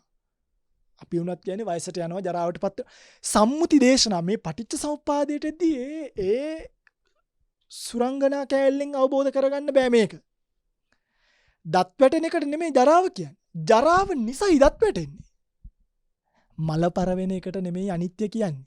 අනිත්‍ය නිසයි මල පරවෙන්නේ. හරිද? අපි වයසට යන මගේ කොණ්ඩේ දෙනවා කියන්නේ ජරාව නෙමෙයි. ජරාව කියන ස්වභාවය මංගාව තියෙනවා. අන්නේ ස්වභාවය ජරාවටපත් වෙන ආකාරය තමයි අපිට කණ්ඩිච්ඡං පාලිච්ඡං වලිත්තචතා කියන තුنين අවබෝධ කරන්න පුළුවන් වෙන්නේ. ඒක පින්වතුනි දැන් ජරාව කියන එක අපිට පේන්නේ නැහැ. ඒක චක්කු විඤ්ඤාය නෙමෙයි. අන්න ඒක ලියලා ඇති මම. මේ තියෙන්නේ ජරාව චක්කු විඤ්ඤාය නොම වෙති. ඒක චක්කු විඤ්ඤාය නෙමෙයි. හරිද? කැඩුණු බව මේ මගේ අර්ථ නෙමෙයි. මේ නෝට් එකේ තියෙන හැම වචනයක්ම අට කතාවෙන් උපටලා ගත්ත ඒවා. එකකින් නෙමෙයි කීපයකින්. හරිද? මේ නෝට් එක එක අකුරක් තිතක්වත් මගේ නෙමෙයි. තිතක්වත් මේ ඔක්කොම ලෞතර බුදුරජාන් වහන්සේ මිහිඳු මහරහතන් වහන්සේ මේ ලංකාවට ගෙන ආපු අටුවා ටීකාවල ආදී තියෙන විස්තර. එකයි මේකේ වටින්නේ. මේක ධම්මජීවසයන්හන්සේගේ පුද්ගලික අදහස් නෑ මේකේ. මේ නෝට් එක සම්පූර්ණයෙන් ධර්මයමයි තියෙන්නේ. අකුරක් අතාරින්න එපා. මේ නෝට් එක තියෙන කොලේ බිමින් තියන්න එපා. මේක ධර්මයේ තියෙන තථාගත. චක්කු විඤ්ඤාය නෑ. මෙන්න මේ ස්වභාවයෙන් මේ දත් දිරණ එකකින්, කෙස් රැලි වැටෙන එකකින්, කෙස් වයසට යන එකකින්, හැම රැලි වැටෙන එකකින් තමයි අපිට අපි ගාව ජරාව කියන ස්වභාවය තියෙනවා කියන එක තේරෙන්න පටන් ගන්න. පැහැදිලිද? අන්න ඒකට කියනවා දැන් ආයුනෝ සංහාති. ජරාවටපත් වෙනවා කියලා තේරෙන්නේ ආයුෂ පිරිහීම නිසා. ආයුනෝ සංහානි කියලා කියනවානේ. ආයුනෝ සංහානි වෙන්න ඕනේ. සංහානි ආයුෂයන්ගේ පිරිහීම. ආසන්න ඵලය කියන්නේ අපිට ජරාවටපත් වෙනවා කියලා මිනිස්සුන්ට තේරෙන්නේ වයසට ගිහිල්ලා. අපි එහෙම කියන්නේ වයසට ගියා කියන්නේ පින්වතුනි ජරාව නිසයි වයසට ගියේ. එනිසා ආයුෂයන්ගේ පිරිහීම ජරාවේ ලක්ෂණය. ඉන්ද්‍රියාණං පරිපාකෝ. ඒ කියන්නේ ඉන්ද්‍රියන්ගේ මේරීම. දැන් හිතන්නකෝ පොඩි කාලේ අපේ ඇහැට ගොඩාක් දේවල් පේනවා. ලස්සන රවුම් ඕන පාට හැබැයි වයසට යද්දි මොකද වෙන්නේ නේ? මෙන්න බාල විහි තමන්ගේ අරමුණු පහසුවෙන් ගැනීමට සමත් වූ සියුම් වූ චක්සුරාදී ඉන්ද්‍රියයන් ජරාවට පත් කල්ලි මෝරාගියේ කැළඹුණේ පිරිසුදු නොවූයේ තමාගේ ඇඟ ඉස්සරහට මේ අතේ තියෙන අරමුණ ගන්න බෑ. අද ධම්මවිජය සානසට මේක කියවන්න පුළුවන්. තව අවුරුදු 20කින් මොකද වෙන්නේ? මේ අතේ තියෙන එක කියව ගන්න මෙහෙම කරලා කණ්ණාඩි දාලා ලං කරලා එළිය දිහිල්ලා බලන්න වෙන දවසක් ධම්මවිජය සානසට එනවා. හේතුව ජරාව කියන ස්වභාවය මේ જાතියත් එක්ක තියෙනවා. ඒකයි. අන්න ඒකට තමයි කියන්නේ ජරාව කියලා. ලස්සනයි නේ පිටුතුනි. සියුම් භාවනාවෙන් තේරුම් ගන්න නැකටින්න හිතන්නේ. මේවා භාවනාවේදී කල්පනා කරොත් භාවනාවෙන් නැකටින්න හිතුනොත් ඔබට නහරණ. ඔබේ මොකක් කර ප්‍රශ්නයක් තියෙනවා රසායනික ක්‍රියාවලිය මොළය සම්බන්ධව. මේවා දැනගත්තට පස්සේ භාවනාවෙන් නැකටින්න හිතෙන්නේ නැහැ පිටුතුනි. ජරාව කියන්නේ අපි දැන් යොබ්බන මදෙන් මත් වෙලා මම දැන් තරුණයි තව මට කල් තියෙනවා කියලා හිතන්නේ මෝඩයෝ. ජරාව කියන එක සෑම තත්පරයකම අපිව තවනවා. මොන වෙලාවද ජරාව අපේ දත් ටික දැන්ටම දත් හෙල්ලෙනවා, දත් කැඩෙනවා, දත් නැති වෙනවා. කොණ්ඩේ එන්නේ නැහැ සමහරක් තැන්වල කොණ්ඩේ එනවා දැන් සුදු වෙලා එන්න පටන් ගන්නවා හෙට අනිද්දාට. නහරි දිමින්න පටන් ගන්නවා, ඒවා පේන්න පටන් ගන්නවා. නවත්තන්න පුළුවන් මමත් මේකෙදි අසරණයි මගේ පිංගුතුනි. ඔබත් මේ ලෝකෙදි අසරණයි. මේ ලෝකේ සාධාරණ නැහැ. මේ ලෝකේ අසාධාරණයි.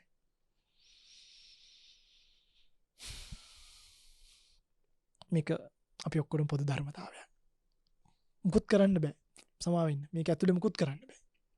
මේකෙන් එළියට යන පාර විතරයි පෙන්වන්න පුළුවන්. ඒකයි. ඊට පස්සේ දාලා තියෙනවා ප්‍රකට ජරා පටිච්චන්න ජරා කියලා. ප්‍රකට ජරා කියලා කියන්නේ මේ රූපයන්ගේ දිරීම ප්‍රකටයි. පටිච්චන්න ජරා කියලා එකක් තියෙනවා. කියන්නේ අපේ හිත අනිත්‍ය වෙන එක අපිට පේන්නේ නැහැ. හිත ටික දිය වෙලා යන එක. ඒවා අප්‍රකට ජරා. ඒ නිසා මෙතනදී මේ ප්‍රකට ජරාව හිතවල ජරාව නෙමෙයි රූපමය ජරාවමයි ප්‍රකට ජරාවමයි මේ ජරා කියන වචනෙන් ගත්තේ. අන්න ඒක මතක තියාගන්න. ඊළඟට තව අවීචි සවීචි කියලා ජරාවන් දෙකක් තියෙනවා. අවීචි සවීචි කියලා කියන්නේ දැන් අපි දන්නවා මේ දැන් අපි හිතමුකෝ මැණික් ගලක් ගත්තට පස්සේ මැණික් ගල දිරනවා කියලා අපිට පේන්නේ නැහැ ළඟ ළඟ. හරිද මැණික්. අන්න ඒක මම ලියලා ඇති. රන් රිදී පබළු ඒවා දිරනවා කියලා අපිට පේන්නේ නැහැ. හැබැයි කාලයත් එක්ක ඒවා දිරනවා. ඒ නිසා ඒවා අවීචි වෙනවා.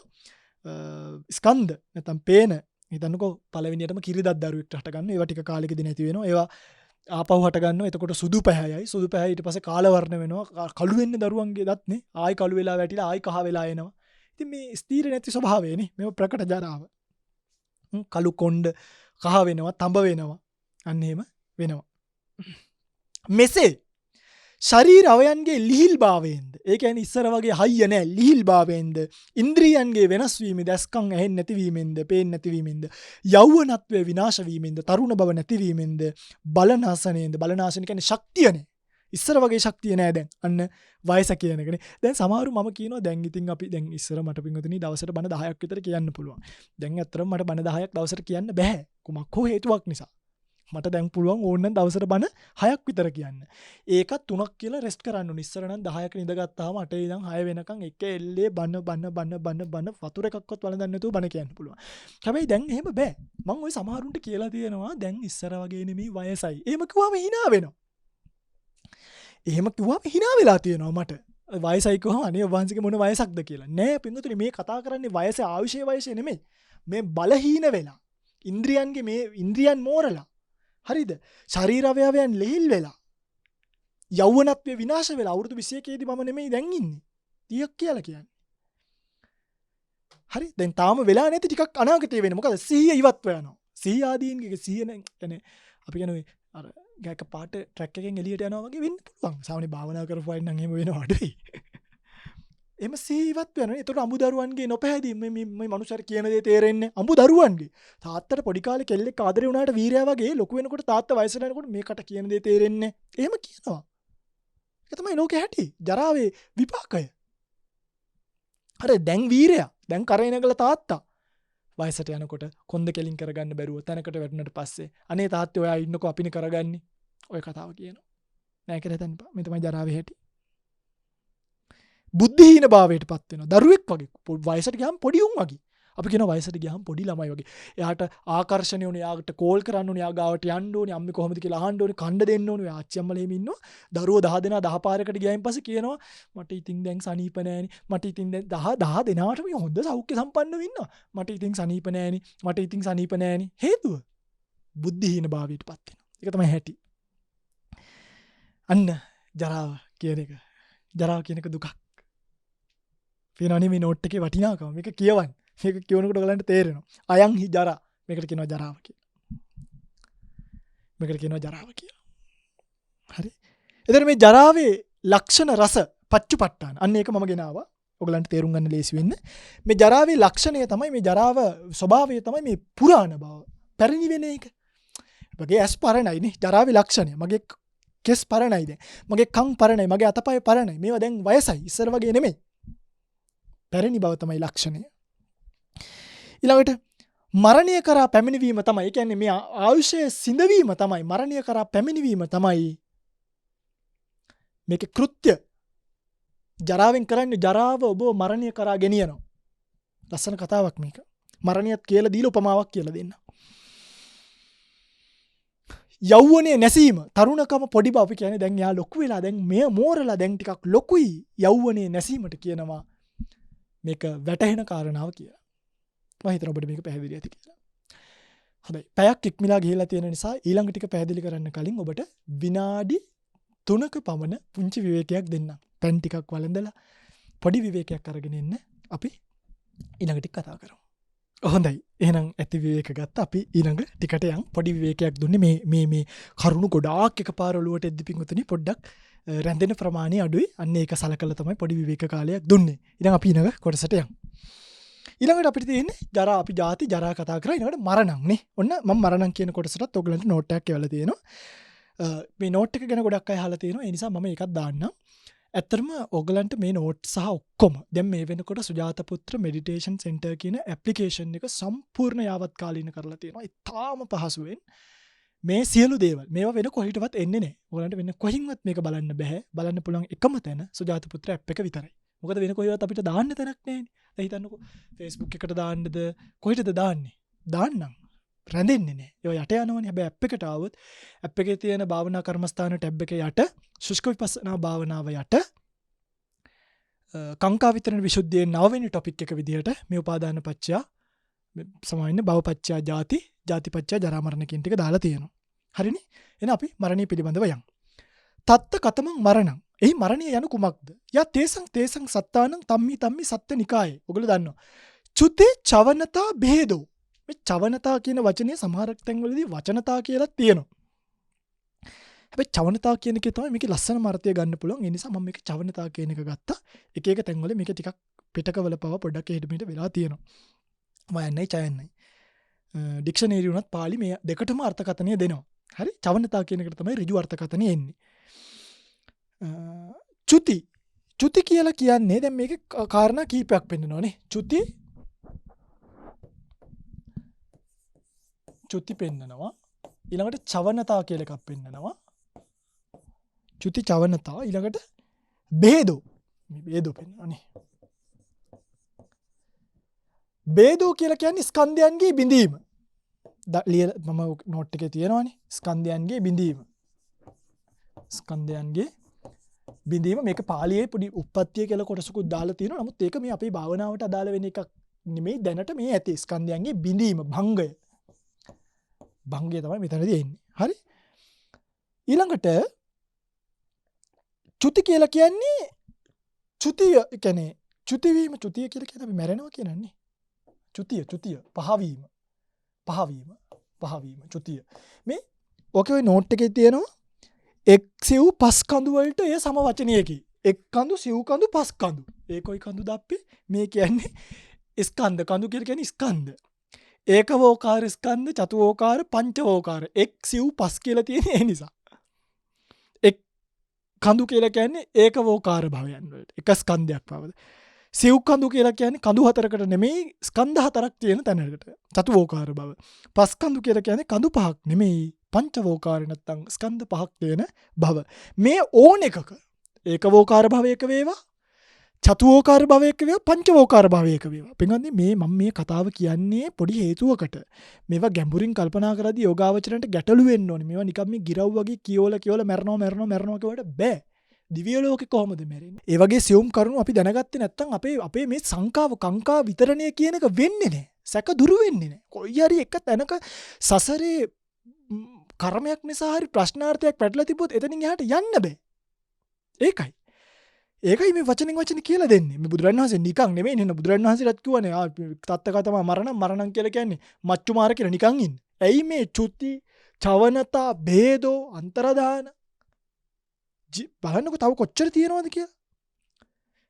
තව මේ බුදුරණන් වහන්සේ මේකේ දක්වලා තියෙනවා මච්චු මරණම්, කාලකිරියා, කන්දානං ભેදෝ, කලේබරස්ස නික්කේපෝ, ඔය ජීවිතින්ද්‍රියස් උපච්ඡේදෝ කොච්චර තියෙනවද වචන. මේ එකම මරණය.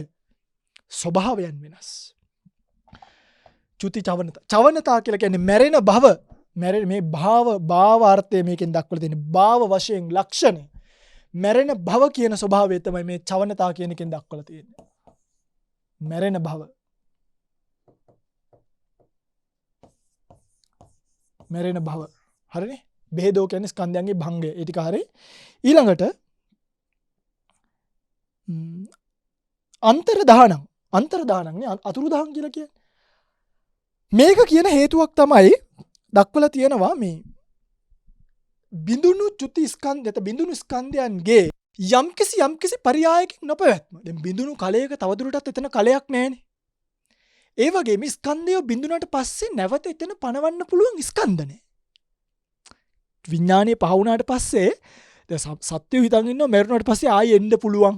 එහෙම බෑ. චුතිය වුණා නම් ස්කන්ධ වුණා නම් දැන් ඔයගොල්ලෝ හරි හිතන් ඉන්නේ මේ ගිහිල්ලා ටික වෙලාවක උඩින් ඉඳන් බලන් ඉඳලා ආයෙ අම්මා ලඬද්දි ආයෙ ආවා කියලා. එහෙම කතා මේ වගේ මේ එන්නේ නෑ. ඒ වගේ තියෙන වෙන ධර්මාර්ථ වෙන ධර්ම කරුණු. මේකෙදි බුදුරජාණන් වහන්සේ දක්වනවා අන්තර දානං කියලා. නැවත කිසිම ආකාරයකින් නොපැවැත්ම. ස්කන්ධයන්ගේ බිඳීම අන්න ඒකට කියනවා මරණය කියලා. මැරිච්ච කෙනාට ආපහු එන්න බෑ. ඔයගොල්ලෝ හොලිවුඩ් කොලිවුඩ් වල බොලිවුඩ් වල දැක්කට මැරුණාට පස්සේ කැරකිලා ආපහු සමාව අරගෙන එනවා. මේ වාගේ එහෙම බෑ. මේවා ධර්මතා. ඒවා ෆිල්ම් නේ. ඒවා ධර්මතා. අන්තර්දාන. මච්චු මරණම් කියලා කියන්නේ මේ මාරය පහක් ඉන්නවනේ. මතකද? ක්ලේශ මාර. ඊළඟට අபிසංකාර මාර. මතකයි නේද? මෙන්න මෙතන ඉන්නවා මච්චු මාර කියලා හේකුත්. දේවපුත්ත මාර. අන්න එහෙමනේ. එතකොට මෙන්න මෙතනදී මේ පංච මාරයන්ගෙන් මච්චු මාර නැත්තම් සම්මුති මරණය. සාමාන්‍යයෙන් මරණය කියලා කියන්නේ මර කියන වචනේ ආවට පස්සේ මරණම් කියලා අපිට හිතෙන්න පුළුවන් මේ දේවපුත්ත මාරයා ගැන දන්නේ නැහැ කියන්නේ නැත්තම් ලෝභ දේශ මොහ කෙලස් මාරයා ගැන දන්නේ නැහැ මේ කියන්නේ. ඔය එක අර්ථකථන දෙන්නේ. ලෝකයේ විද්ද නිසා ලෝක විදු. වැරදි හරිද එහෙම කන්නේ ලෝකයේ විද්ද නිසා නෙමෙයි ලෝක විදු. අර අපේ පොඩි ආයස්ම කුසල සයනසේ මම දැක්ක ලස්සන අර්ථකථනයක් දාලා තියෙනවා. අන්න ඒව බලන්න ලෝක විදු කියන්නේ මොනවද කියලා හොයාගන්න. මේ වගේ වැරදි අර්ථකථන දෙන්න පුළුවන් මේ මැරෙන එකට නෙමෙයි මච්චු මාර කියලා කියන්නේ. මේ දත්තකතමා මරණම් කියලා කියන්නේ කෙනෙක්ට කියන්න පුළුවන් කෙලෙස් වල මරණය නැත. මේ මච්චු මරණම් කියලා බුදුරජාණන් වහන්සේ අන්න ඒකයි දැක්ුවේ. මේ කතා කරන්නේ සම්මුතියේ මරණයමයි. සත්වයන්ගේ පහවීම නැවත මේක කියනවා කාල ක්‍රියා කරනවා කියන එක. සම්මුති මරණය. කන්දානං ભેදෝ අන්න දැන් එනවා පරමාර්ථය පෙන්වන්න. දැන් මෙච්චර වෙලා කිව්වේ විවහාරය. සම්මුතිය. දැන් පෙන්වනවා පරමාර්ථය. පරමාර්ථය පෙන්වනවා කන්දානං ભેදෝ කියලා ස්කන්ධයන්ගේ බිදීම. සත්වෙක් මැරෙන්නේ නැහැ පින්වතුනි. මැරෙන්නේ සත්වෙක් කො? කන්දානං පාතුභාවෝ කන්දානං ભેදෝ. ස්කන්ධයන්ගේ පහළවීමක් වුණා ස්කන්ධයන්ගේ බිඳීමක් වෙනවා. එහෙම නැතු අපිට බෑ මේ අපි ඉපදුණා අපි මැරුණා කියන එකයි කිව්වේ නිවනක් ඇත නිවන් දකින්න සත්වයක් නැත. දුකක් ඇත දුක් විඳින්නෙක් නැත. කර්මයක් ඇත විපාක විඳින්නෙක් නැත. කර්මයක් ඇත කරන්නෙක් නැත. විපාකයක් ඇත විඳින්නෙක් නැත. අර යමක සූත්‍රය මතකද පහුගිය දවසක අපේ පින්වත් ස්වාමීන් වහන්සේ නමකුත් මේකේ අර්ථය පොඩ්ඩක් සියුමෙල් ලෙස එහාට මෙහාට වෙලා දේශනා කළා. යමක සූත්‍රය නිවන් දකින්න සත්වෙක් නෑ ලෝකේ. සත්වෙක් කො නිවන් දකින්න? තියෙන ස්කන්ධයන්ගේ පහළවීමක් පමණයි. තියෙන ස්කන්ධයන්ගේ බිඳීමක් පමණයි. ස්කන්ධයන්ගේ බිඳීමක් මිසක්. ඒකයි කිව්වේ කන්දානං ભેදෝ ස්කන්ධයන්ගේ බිඳීමක් පේනවා. එච්චරයි. ස්කන්ධයන්ගේ බිඳීම. ඒක දැන් පරමාර්ථ දේශනාව. මෙච්චර වෙලා කිව්වේ විවහාර දේශනාව. දැන් පරමාර්ථය. දැන් පරමාර්ථ දේශනාව. කලේබරස්ස නික්කේපෝ. කලේබර කියලා කියන්නේ මේ කලාබර නෙමෙයි කලේබර. කලේබර කියලා කියන්නේ ශරීරයට. ශරීරයගේ බහා තැබීම. ලස්සනයි මේක. දැන් හිතන්න අපි මෙහෙම හිතමු.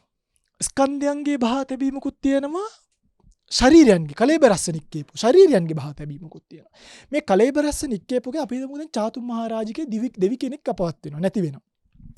එතකොට ඒගොල්ලන්ගේ මේ ශරීරයේ බහ තැබීමක් නැහෙනි. චුත වීමක් නේ තියෙන්නේ. අන්න ඒවට කියනවා ස්කන්ධ වල නික්කේප. ස්කන්ධ අතහැරීම, ස්කන්ධ බහ තැබීම. ඊට පස්සේ අපි ගත්තොත් චතුෝකාර භවයක්. චතුෝකාර භවයක තියෙන විඥාන, සංඥා, සංකාර, වේදනා. ඔය ටිකනේ. ඒ චතුෝකාරයනකොට චතුෝකාරයන්ගේ ස්කන්ධයක් නැහැ. මොකද ශරීර සම්භවයක් නැහැනේ. හැබැයි පංචවෝකාර භවයේදී ශරීර සම්භවය හම්බ වෙනවා. එතනදී කියනවා කලේබරස්ස නික්කේපෝ කියලා. ඒකවෝකාර භවයේදී රූප සම්භවය හම්බ වෙනවා. අන්න එතනදී කියනවා කලේබරස්ස නික්කේපෝ කියලා. හැබැයි එහෙමයි කියලා අර චතුෝකාර භවයේදී සහ චාතුම් මහ රාජිකාදී දිව්‍ය තලවරත් කලේබරස්ස නික්කේපෝ තමයි. හැබැයි එතනදී වෙන්නේ ස්කන්ධයන්ගේ බහ තැබි. මේක ඒ පරයයන් වලට දාලා ගන්න ඕනේ. ඒ පරයයන් වලට. දැන් කෙනෙක්ට හිතෙන්න පුළුවන් අපි නම් ශරීරයෙන් මැරෙන්නේ හරි. දෙවියෙක් චුත වෙනවා නෙවෙයි, දෙවියෙක් මැරිලා මුකුත් ඉතුරු වෙන්නේ නැහැ නේ ස්කන්ධ. අන්න ඒකට තමයි මේ පරයය මෙතනදි දක්වන්නේ කලේබරස්ස නික්කේපෝ. මේ බහ තැබීම දක්වනවා. ඊළඟ අපි ගමු ජීවිතේන්ද්‍රයස්ස උපච්ඡේදෝ. මේකෙන් කියන මේ ඉන්ද්‍රිය ප්‍රතිබද්ධ. ඒ කියන්නේ දැන් ඉන්ද්‍රිය බද්ධ වෙන්න එපයි. දැන් හිතන්නකෝ අපි දකිනවා මේ අපි කියනවා ශස්‍ය මල්. ඒ කියන්නේ වී මැරිලා, ගස් මැරිලා. අපි එහෙම කියන ගස් මැරිලා. ඒක කිව්වට ඒක මේ මරණය නෙමෙයි. මේක ජීවිතේන්ද්‍රිය කියන ඉන්ද්‍රිය බද්ධ වූ මරණයක් වෙන්න ඕනේ. සත්වයේගේ මරණයක් විය යුතුයි. ඒකයි මේ දක්වලා තියෙන්නේ. මේ ඔක්කොගෙම දක්වලා තියෙන්නේ පිංගුතුනි මේ අපේ මරණය. පැහැදිලිද? සත්වයා මේ ජාති ජරා මරණ කියන තුන කියන්නේ පිංගුතුනි හරියට හිතන්න ඕගලන්ට කවුරු හරි කෙනෙක් ඇවිල්ලා කියනවා යම් ඔන්න එක්කෙනෙක් එනවා ඕගොල්ලෝ ගාවට. එක පුද්ගලයෙක් එනවා. ඇවිල්ලා එක්කෙනෙක් කියනවා යම් මං ලස්සන ආරණ්‍යයක් තියෙනවා පෙන්වන්නම් කියලා. ඔන්න එක්කන් එනවා එක්කෙනෙක්. දෙවෙනි ඔන්න තුන් දෙනෙක් මේ කතා වෙලා තමයි ඉන්නේ. දෙවෙනියා කියනවා හරි ඔයා එක්කන් ආවට පස්සේ මම දෙන්නම් එයාට හොඳටම ගහන්නම්. තුන්වෙනියා කියනවා එයා දුර්වල වුණාට පස්සේ මං එයාව මරලා දාන්නම්. හරි එහෙම කියනවා. මං එයාව මරලා දාන්න නැත්නම් මං එයාගේ වාඩුවක් ගන්නම්. මේ පළවෙනිය තමයි පිංගුතුනි ජාතිය. මෙයා ඔබව එක්කන් එනවා මෙතනට.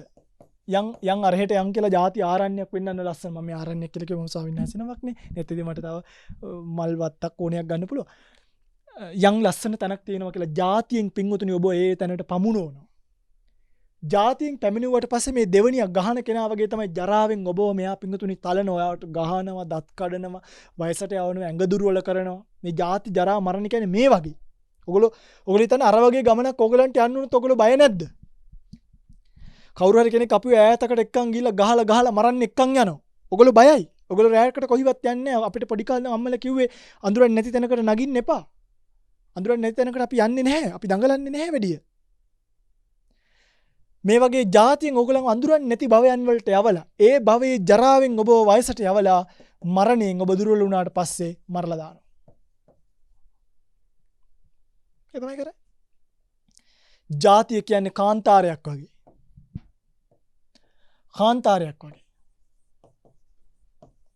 කාන්තාරයක් වගේ. ජරාව කියන්නේ කාන්තාරේ වතුර නැතුව අසරණ වෙච්ච මොහොතක් වගේ. මරණය කියලා කියන්නේ අසරණ වෙලා දුක් විඳලා මැරලා යනවා වගේ.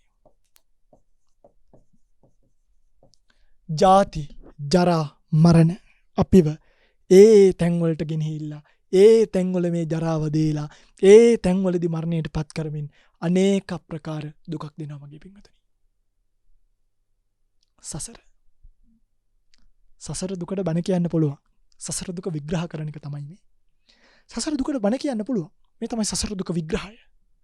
මේක තේරුම් ගන්න හුස්ම වැටෙන එකක් නෑ. හුස්ම වැටෙන එකක් නෑ. හරියට මේක තේරුම් ගත්තොත් කියනවට වඩා හරිම සියුම්.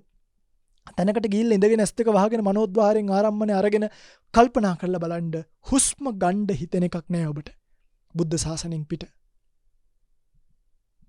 මතක තියාගන්න. මරණය. ලක්ෂණය තමයි චුතිය. සත්ව සංස්කාරයෙන් වෙන් කිරීම තමයි කෘත්‍ය. උපන් ගතියෙන් වෙන්වීම තමයි වැටෙන ආකාරය. මේ වගේ තව ශනික මරණ, සම්මුති මරණ, සමුච්ඡේද මරණ කියලා තුනක් තියෙනවා. ශනික මරණ කියන්නේ නාම රූපයන්ගේ ඒ තැන්වල බිඳීම. සම්මුති මරණ කියන්නේ සාමාන්‍ය මනුෂ්‍යයාගේ මැරීම. සමුච්ඡේද මරණ කියලා කියන්නේ නැවත නූපදින ආකාරයෙන් රහතන් වහන්සේගේ අපෝ අන්න ඒක ලස්සනයි. දැන් සාමාන්‍ය මනුස්සයට තියෙන ප්‍රශ්නේ තමයි සාමාන්‍ය මනුස්සයගේ සම්මුති මරණය. මැරිලා ආපහු උපදිනවා. සමුච්ඡේද මරණය කියලා එකකුත් තියෙනවා. උතුමන්ගේ මරණය. එතකොට වහන්සේටත් මේ ප්‍රශ්නේ තියෙනවා. දොම මිනිස්සු අහනවා. නෑ උතුමන්ගේ මරණයේදී නැවත ඉපදීමක් නැහැ. ජාතිය නැත. ජාතිය නිරෝධයි.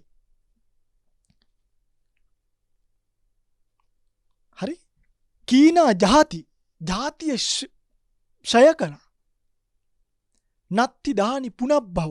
නැවත ඉපදීමක් නැහැ. බුදුරණන්සේ දේශනා කරනවා. අය මන්තිමා ජාති මේ මගේ අන්තිම භවයයි. නත්ති දහනි පුනබ්බව. ඒවට කියනවා සමුච්ඡේද මරණ. නැවත මේ මරණයටපත් වෙන්න පුළුවන්. නැවත නූපදින ආකාරයටත්.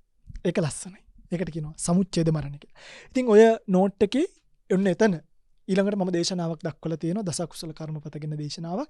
ඒකේ ප්‍රාණඝාතය කියන පළවෙනි දස කුසල කර්මය පළවෙනි අංගයේදී මම මරණය ගැන මරණය වෙන ආකාරය ගොඩක් විස්තර කරලා තියෙන නිසා ඒ දේශනාව එතනට දැම්මා. හරිනේ? වෙන මරණයත් ඉවරයි. ඊළඟට අපි ජරා මරණ, ජාති ජරා මරණ තුනම කතා කරලා ඉවරයි. මහන්සි නැත්තම් ඊටු ටිකත් මම කතා කරන්නම්. මහන්සි ඇත්නම් ඔබ විවේක ගන්න. මම මේ දේශනාව කරලා ඔයාලට මේක අහන්න දාන්න. ශෝකෝ. ඊළඟට ශෝකනේ. මරණය, ශෝක, පරිදේව, දුක්ඛ, දෝමනස්ස, උපායාස. ඔය ටික අපි ගන්න ඕනේ. ශෝක මොනවාද මේවා මේ මොනවාද ඔයගොල්ලෝ ඇත්තටම දන්නේ නැහැ නේ. ඔයගොල්ලෝ දන්නවද පරිදේව කියන්නේ මොකද්ද කියලා? නිකන් අහන්න. පරිදේව කියන්නේ මොකද්ද? උපායාස කියන්නේ මොකද්ද? ඔයගොල්ලෝ දන්නේ නැහැ. හැබැයි මම ඔබට කියලා දෙන්නම්. තත්ත කතමා ශෝකෝ. ශෝකේ කුමක්ද? ඥාති ව්‍යසනේ. ඥාතීන්ගේ ව්‍යසන වලින් පුට්ටස්ස පහරන ලද්දේ. ඥාති ව්‍යසනයන්ගෙන් ස්පර්ශ වූ ලද්දේ භෝග ව්‍යසනෙන් තමන්ගේ භෝගයන් නැති වෙන්නේ. දැන් අපි දැක්ක පහුගිය කාලවල මහා ප්‍රබල මිනිස්සු තමන්ගේ භෝග ව්‍යසනෙන් අඬනවනේ. ඒවා ස්පර්ශ වුණාම පිංගතුනි නම්බුනහම නිලතල නැත. කඳුළු පමණි. කඳුළු පමණි. VIP නැත. දුක පමණි. ඒවා පොදුයි. අරයට මෙයාට කියලා කාටද නැති ප්‍රශ්න. ජනාධිපතිගේ නම් පොඩි මිනිස්සයා වෙනකන් ඥාති ව්‍යසන, භෝග ව්‍යසන, රෝග ව්‍යසන. රෝග ව්‍යසන. රෝග ව්‍යසනුත් මිනිස්සු ශෝක කරනවා. ඥාති ව්‍යසනුත් මිනිස්සු ශෝක කරනවා. භෝග ව්‍යසනුත් මිනිස්සු ශෝක කරනවා. රෝග ව්‍යසනුත් මිනිස්සු ශෝක කරනවා. පුට්ටස සීල ව්‍යසන. සීලය දුසිල් බවට කියන නමක්. ඒිනුත් මිනිස්සු ශෝක කරනවා. දිට්ඨි ව්‍යසන. වැරදි දෘෂ්ටි වලුත් මිනිස්සු ශෝක කරනවා.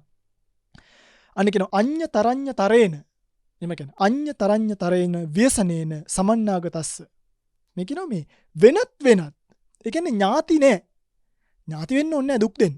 වෙනත් මැති ඇමති කෙනෙක් නිසා දුකක් විඳින්න වෙනවා. අන්න ඒවා නිසා හරි දුක් විඳින්න වෙනවා නම් පුට්ටස්ස මෙන්න අඤ්ඤ තරඤ්ඤ තරේන දුක්ඛ ධම්මේන පුට්ටස්ස නොඑක් ආකාරයේ දුක් ධර්මයන් වලින් සෝදුක් ඉපදීමට හේතු වෙන ධර්මයන් වලින් ශෝකෝ මේ බලන්න ලස්සනයි නේ. ශෝකෝ සෝචනා සෝචි තත්තං අන්තෝ ශෝකෝ අන්තෝ පරිශෝකෝ චේතසෝ පරිජ්ජායනා දෝමනස්සං ශෝකසල්ලං අයං උච්චති ශෝකෝ. වචන කීයක් තියෙනවද බලන්න. ශෝකෝ ශෝක කිරීමට කියනවා ශෝකය කියලා. හරි? සෝචනා ශෝක කරන විදිහ, ශෝක කරන ආකාරය, ලක්ෂණය සහ ආකාරය මේක තමයි දක්වලා තියෙන්නේ. සෝචි තත්තං ශෝක කරන ස්වභාවය. සෝචි තත්තං කියන්නේ ඒක. අන්තෝ ශෝකෝ අභ්‍යන්තරේ නගින ශෝකය. අන්තෝ පරිශෝකෝ පරිකින් උපසර්ගයක් යොදලා අර දැවිල්ල සහ මනා දැවිල්ල ගිනි තිබ්බා සහ ගොඩක් ගිනි තිබ්බා. ඇතුළ ශෝකයටපත් වුණා, ගොඩක් ශෝකයටපත් වුණා. අන්තෝ ශෝකෝ අන්තෝ පරිශෝකෝ දෙකක් දෙවිදියක් වඩා ලොකු අර්ථයක් දෙනවා. උපසර්ගයෙන් වෘද්ධියටපත් කරන ලද්දේ. චේතසෝ පරිජ්ජායනා සිතේ හාත්පසින් දවන ආකාරය. ශෝකය ඉපදුනාට පස්සේ ගින්නකින් හිත පිච්චුවා වගේ මාව දැවෙනවා. එහෙම කියනවා මාව පිච්චෙනවා. මාව පිච්චෙනවා ගින්නක් වගේ. ඒකයි කිව්වේ චේතසෝ පරිජ්ජායනා මේ හිත ගිනි තිබ්බා වගේ. හිත ගිනි තිබ්බා වගේ. මිනිසුන්ගේ හිත ගිනි අරන් තියෙන්නේ. ගෙවල් විතරක් නෙවෙයි. ආර්ය ශ්‍රාවකයන්ගේ හිත ගිනි ගන්නෑ. මුළු ලෝකෙටම ගිනි තිබ්බත්. මිනිසුන්ගේ හිත ගිනි අරන් තියෙන්නේ.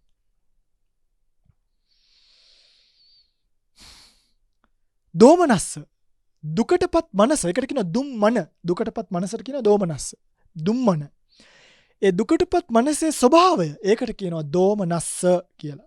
අභ්‍යන්තරයට පිවිසීම දැන් ශෝක හුලක්නේ. ශෝකය කියන්නේ උලක්නේ ඇනෙනවනේ ගිහිල්ලා. මට කිසිම දෙයක් තේරෙන්නේ නැහැ අප්පා කියන්නේ. ඇනෙනවා. ශෝක සල්ලං. ශෝක සල්ල හරණ. ශෝක හුල් ගලවන. සූත්‍ර තියෙනවා. බුදුරණන් වහන්සේ ගාව තියෙනවා ශෝක සල්ල හරණ සූත්‍ර. ලස්සන සූත්‍රයක් තියෙනවා ශෝක සල්ල හරණ කිය. මා දේශනා කීපයක්ම කරලා තියෙනවා. ශෝක සල්ලං කියන්නේ මේ හුල. හරි. ඔක තමයි ශෝකයේ ස්වභාවය. ඔන්න. දැන් තමන් කළ සුචරිත නොකළ සුචරිත කළ දුෂ්චරිත නොකළ දුෂ්චරිත තමන් කරපු හොඳ නරක ගැන කෙනෙක් තැවෙනවා. ඒකට කියන්නේ ශෝකය කියලා. ඒකට කියන්නේ කුක්කුච්චය කියලා. ඒකත් මම දැක්කුවා. ඒක වෙනස්. ඒ කියන්නේ අපෝ මට මේක කරන්න බැරි වුණානේ. ඒක ශෝකය නෙමෙයි. මේක කුක්කුච්චය. ශෝකය කියන්නේ පිංගුතුනි මේ ඥාති ආදී ව්‍යසන වලින් දැන් බලන්න කෙනෙක්ට හිතෙන්න පුළුවන් මට ශෝක කර අනේ මට මේ පින්කම කරන්න බැරි වුණානේ කියලා. ශෝකයක් නෙමෙයි උපදින්නේ. ඒක උපදින්නේ කුක්කුච්චය. ශෝකයක් නම් මේ ඥාති රෝග භෝග අඤ්‍යතර දුක්ඛ ධර්ම වලින් ස්පර්ශ කරන ලද්දේම ශෝකයක් විය යුතුයි. අන්න ඒකට කියනවා ශෝකය කියලා. මේ දෙකේ වෙනස මේ ආකාරයෙන් දත යුතුයි. මේ නෝට් එකේ තියෙනවා පිංගුතුනි. ඒකයි මේ නෝට් එකේ තියෙන ඇප් එක ඩවුන්ලෝඩ් කරොත් මේ නෝට් එක බලන්න පුළුවන්. තත්ත කතමෝ පරිදේවෝ. පරිදේව කියලා කියන්නේ මොකක්ද? පරිදේව කියලා කියන්නේ මොකක්ද? පරිදේව කියලා කියන්නේ පිංගුතුනි ඇත්තටම ඔගොල්ලෝ පරිදේව කියන්නේ මේ දැන් අපි තුමු යම් කිසි ප්‍රශ්නයක් කෙනෙක්ට එනවා නෑ එක් මැරෙනවා. එතකොට එහෙම කියන අය ඔගොල්ලෝ දැකලා තියෙනවද කෑ ගහනවා බෙරිහන් දෙන්නේ. අයියෝ බලන්නකෝ මට වෙච්ච දේ මගේ පුතා හොඳට හිටියානේ අන්න ඒකට කියනවා පරිදේවය කියලා. මේක දක්වලා තියෙනවා මම. නෑයන්ගේ විනාශාදීන්ගෙන් ස්පර්ශ වූ කෙනාගේ වාක් ප්‍රලාපය පරිදේවයයි. නොහොත් ඥාති ව්‍යසනාදියෙන් පෙළුණුහුගේ කටින් පිට වෙන හිස් වචනයි. හිස් වචන. ඒකට කියනවා පරිදේව කියලා. මිනිස්සු බෙරියන් දෙනවනේ. දැන් බලන්න මේක තියෙනවා කාරණා කීපයක්. ඕක ඥාති ව්‍යසන ඒ වගේම ඇවිල්ලා තියෙනවා. ආදේවෝ පරිදේවෝ ආදේවනා පරිදේවනා ආදේවිතත්තං පරිදේවිතත්තං වාචාපලාපෝ විප්පලාපෝ ලාලප්පෝ ලාලප්පනා ලාලප්පිතත්තං අයං උච්චති පරිදේවෝ. මෙම කියනවා. මොනවාද මේ ආදේවෝ? ආදේවෝ කියන්නේ අපි හිතමුකෝ දරුවෙක් මැරෙනවා. අන්නේ දරුවා කරණකටගෙන අනේ දරුවා කරණකොටගෙන කියන අර්ථය එනවා ආදේවෝ කියන එකට. පරිදේවෝ කියන්නේ එය කරණකොටගෙන ඔබ විසි කරන වචන වර්ණනා කරනවා. අයියෝ බලන්නකෝ ඊයේත් කන්න දුන්නා මට මෙහෙමයි ඊයේත් මට පුතේ කිව්වා මට සුදු නෝනෝ කිව්වා. ඒවා ඇවිල්ලා වීරකම් නෙමෙයි. ඒවා ඇවිල්ලා පරිදේව. දුකේ කෑලි. මලගේකට ගිහිල්ලා බලන්න මිනිස්සු කොච්චර දුකින් මත් වෙලාද කියලා. මිනිස්සු දුකෙන් වට වෙලා. මිනිස්සු දුකෙන් මත් වෙලා. අඬන කියවනෝ පරිදේව. ආදේවෝ කියන්නේ හේතුව කරණ කොටගෙන අර්ථය. පරිදේව කියන්නේ ඒ කීම. වාචා කියන්නේ වචන. පලාපෝ කියන්නේ ප්‍රලාප හිස් වචන. හිස් ප්‍රලාප. ප්‍රලාප දොඩවන්න එපා කියන්නේ. සම්ප්‍රප්පලාප. එහෙම කියන්නේ හිස් වචන. විප්පලාපෝ කියලා කියන්නේ පොඩ දැන් ඉතින් අපි කියනවා මේකට මේ විරූප ප්‍රලාප. ඒ කියන්නේ හරියට නෑ භාගයයි ඒකේ දොඩවන්නේ. හරිද? මේ කියන අඩක් කීම පොඩ්ඩක් කියනවා වෙන එකක් කියනවා ආයි වෙන එකක් කියනවා අනේ මහත්යෝ අනේ පුතේ කියනවා අනේ මහත්යෝ කියනවා අනේ නන්දේ කියනවා අනේ මාමේ කියන කෙනෙක් හරියට අඬන්නවත් බෑ. ඒ තරම් මේක ප්‍රශ්නයක්. මේ පරිදේවයටපත් වුණාම එහෙමයි. අන්න ඒකට කියනවා විප්පලාපෝ කියලා. ලාලප්පෝ නැවත කියනවා. ලාලප්පනා කියන්නේ ආකාර වශයෙන් කියන්නේ ඒ නැවත කියන ආකාරයට කියනවා ලාලප්පනාව කියලා. නැවත කියන ආකාරයට. නැවත දොඩවන්නාගේ ස්වභාවය ඒකට කියනවා ලාලප්පි තත්තං කියලා. නැවත දොඩවන කෙනාගේ ස්වභාවය. ලස්සනයි පිංගුතුනි හරිද? ආකාරීය ස්වභාවය. වැළපීම තමයි ලක්ෂණය. ගුණදොස් කීම තමයි කෘත්‍ය. එහෙම තමයි පරිදේවය කියන එක එන්නේ. හරි දැන් ශෝක පරිදේව. ඊළඟට තව පොඩ්ඩයි තියෙන්නේ. ඔගොල්ලෝ හිතනවට වඩා මේක වෙනස් නේ. ඔගොල්ලෝ ජාති ජරා මරණ ගැන අහලා තිබ්බ විවරණය වලට වඩා මේක හාත්පස වෙනස් විවරණයක්. හැබැයි මේක තමයි බුදුරජාණන් වහන්සේගේ නිසි නිවැරදි විවරණය. තත්ත කතමන් දුක්ඛං. දුක කියන්නේ මොකද්ද? යං කායිකං අසාතං. අසාතං කියන්නේ අමිහිරි. කායිකං දුක්ඛං. කායික දුක්. කායිකං කියන්නේ කය නිසා හටගන්න අමිහිරි වූ කායික දුක්. කාය සම්පස්සජං කියලා කියන්නේ කය හේතුවෙන් කය ස්පර්ශයෙන් හටගන්න අසාතං දුක්ඛං වේදනා. අසාතං අමිහිරි දුක්ඛං දුක් වේදනා අමිහිරි දුක් වේදනාවන්. මේ කාය සම්පස්සජ අසාතා දුක්ඛා වේදනා ඉදං උච්චති දුක්ඛං. කය නිසා හටගන්න නොයේක් දුක් පිංගුතුනි. කය පෙළීම ලක්ෂණය. කය නිසා කොච්චර නේද ගෑස්ටික් කියයි, අරවා කියයි, අත රිදෙනවා කියයි, වැලමිටි රිදෙනවා කියයි, කකුල් රිදෙනවා කියයි, දනිස් රිදෙනවා කියයි, ඔළුව රිදෙනවා කියයි, දත රිදෙනවා කියයි, කන රිදෙනවා කියයි. මේ ඔක්කොම කායික ස්පර්ශ නිසා හටගන්න අසාත දුක්ඛ වේදනා, අමිහිරි දුක් වේදනාවන්. මේවා පිංගුතුනි ජාතිය නිසා හටගන්න දේවල්. මේ ඔක්කොම ඇති වෙන්නේ මොකක් නිසාද කියන්නකො. ඔන්න බලන්නකො. ජාතිය නිසානේ මේ ඔක්කොම පිංගුතුනි. ජරාව. බලන්න. මරණ අපි දැන් කතා කරපුවා. මේ ශෝක කිරීම, පරිදේව. හරිද? ඊළඟට දුක්ඛ. දැන් මේ ඔක්කොම මේ ශෝක දැන් අපි හිතන්නේ ශෝක කරන්නේ මේ මුව බැඳගෙන ආපු නිසා කියලා. නෑ. ශෝක කරන්නේ ජාතිය ඉපදීමයි මේකට හේතුව. අන්න ඒකයි වටින්නේ. මේ ඉපදී යන බව ගමනින් ගැලවෙන්න කියන්නේ ඒකයි. ඉපදීම තියනකම් කොට්ටි මාරු කරාට වැඩක් නෑ. හේතුව මූල බීජය. පිළිකාවක් තියදී පැරසිටමෝල් ජාති වළඳලා වැඩක් නෑ. හේතුව නැති කළ යුතුයි. හරි? හේතුව තියාගෙන ඔයගොල්ලොන්ට දතේ කැක්කුම බඩේ කැක්කුම තියාගෙන දත්ම දිනවා නම් වැඩක් නෑ. හේතුවට බෙහෙත් කරන්න. මේ ඔක්කොම ඇති වෙන්නේ පිංගුතුනි ඉපදීම නිසා. කෙලින්ම ෆෝල්ට් එක දාන්න තර්ඩ් පාර්ටි එකකට නෙමෙයි. අපි බ්ලේම් කරන්නේ කෙලින්ම එක්කෝ අර අහවලා නිසා තමයි මෙහෙම වුනේ. අහවලා නිසා තමයි මෙහෙම වුනේ. ඔයා නිසා තමයි මෙහෙම වුනේ. ලොකු දුව නිසා තමයි මෙහෙම වුනේ. නැත. වරද ජාතියයි. කවුරු හරි කෙනෙක් ඔබට එක දිගටම අසාධාරණකම් කරනවා නම් ඔබ පරිගන්න ඕනේ ඔහුගෙන් නෙමෙයි. ඔබ පරිගන්න ඔබේ ජාතියෙන්. දෙන්නම් ඔබට ආයිත් නම් උපදින්නේ නැහැ. කවුරු කෙනෙක් ඔබට එක දිගට නරක වැඩ කරනවා. ඔබ ඔහුගෙන් පරිගන්න යන්නේ අපරාධය. ඒකට ආයි සසර ජාතිය එනවා. ආයි ශෝක එනවා. ආයි මේ උල් ඇනෙනවා. නැත. ඔබ යා යුත්තේ ඒකයි මේ දේශනාවේ වටිනාකම. මේක තේරුම් ගත්තාම දැන් ඔයගොල්ලෝ දන්නවනේ ශෝක කියන්නේ මොකද්ද? දැන් දන්නවා. පරිදේව කියන්නේ මොකද්ද? දුක්ඛ. වැළපෙනකොට මතක තියාගන්න මේ වැළපෙන හේතුව ශෝකය මේ ජාතියයි. ශෝක කරනකොට ඇතුළ පිච්චෙනකොට මතක තියාගන්න මගේ අන්තෝ ශෝකෝ අන්තෝ පරිශෝකෝ චේතසෝ පරිජ්ජායනා මේ විදියට මගේ හිත වේදනාවෙන් නම් මේකට හේතුව උපදීමයි. නැති කල යුත්තේ ඉපදීම මිසක් වෙන හේතු නෙමෙයි. නැති කරනවා නැති කරන්නේ ඉපදීම. ලෝකෙ මිනිස්සු මරලා අපිට සනසීමෙන් ඉන්න පුළුවන් නම් කඩුවක් කරන් මරාගෙන යන්. ලෝකෙ මිනිස්සු මරලා බෑ පිංගුතුනි අපිට සතුටි. ප්‍රශ්නේ තියෙන්නේ ලෝකෙ නෙමෙයි තමන්ගේ ඉපදීම. ඒක තමයි මේකට ලොකුම හේතුව. දැන් දුක්ඛ කියලා කියන්නේ මෙන්න මේ කායික දුක්ඛය. දෝමනස්සය. යන් චේතසිකං අසාතං චේතසිකං දුක්ඛං. මේ කායික කියන එකටම දාන්න චේතසික චෛතසික නිසා. නැත්නම් මේ චිත්ත චෛතසිකයන්ගේ දැන් චේතසිකං කියන්නේ සිත ඇසුරු කොටගෙන පවතින නිසා. ඒකට කියනවා චේතසිකං. දෝමනස්ස කියලා කියන්නේ දුම් මන පහත් වූ මනස, පිළිකුල් වූ මනස, අන්නේ මානසික ස්වභාවය. කියන්නේ කැමැති නැති ගතිය අන්න ඒකට කියනවා දෝමනස්සය කියලා. සිත හයකට ගැටීමෙන් හටගන්න දේවල්. තේරෙනවද මම කියන්නේ?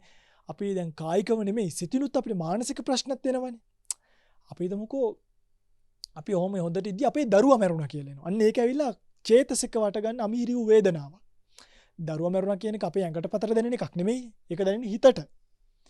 අන්නේ මානසික වශයෙන් ඇති වෙන සියලු වේදනාවන් චේතසික දෝමනස්ස කියන ගානට යනවා. පැහැදිලිද මම මේ කියන්නේ? මම මේ ටික ඉක්මනට ඉවර කරන්න. උපායාස අන්තිම එක. හරි? අපි බලමු තව මොනවද අපිට කතා කරන්න ඉතුරුනේ කියලා. දුක්ඛ ඊළඟට අපි කතා කරා මේක නිසාම ඇති වෙනවා දෝමනස්ස ඊළඟට උපායාස. දැන් අවසානික උපායාස. කීයද? 1යි 2යි 3යි 4යි 5යි 6යි 7යි. මේ ප්‍රශ්න 7ක් ප්‍රධානව පෙන්නනවා. මේ ඔයගොල්ලෝ අහලා අර දැන් තේරෙන්නේ ජරා ව්‍යාධි මරණ. ව්‍යාධි කියන එකකෝ. මේක ව්‍යාධි කියන එක බුදුරණන් වහන්සේ නොදාපු හේතුව තමයි මේ ජරාව කියන එක ඇතුළෙම ව්‍යාධිය තිබ්බනේ. කායිකව දිරීමනේ. එතකොට මේ ජරාව ඇතුළේ ව්‍යාධිය රූහණය කරන්න පුළුවන් ජරාවට. රූහණය වෙලා තියෙනවා. මේක ඇතුළේ මේක පරිග්‍රහණය වෙලා තියෙනවා. මේක ඇතුළේ මේක අන්තර්ගත වෙලා තියෙන නිසා තමයි ජරා මරණ කිව්වේ. ජරා ව්‍යාධි මරණ කියන්නේ නැතු. සමහර පර්යායන් වලදී ව්‍යාධි කියන එකක් දක්වලා තියෙනවා සම්මුති දේශනාව අර්ථ ගන්නවනේ. හැබැයි මේ පටිච්චසමුප්පාද චක්‍රයේ මේක ඇති.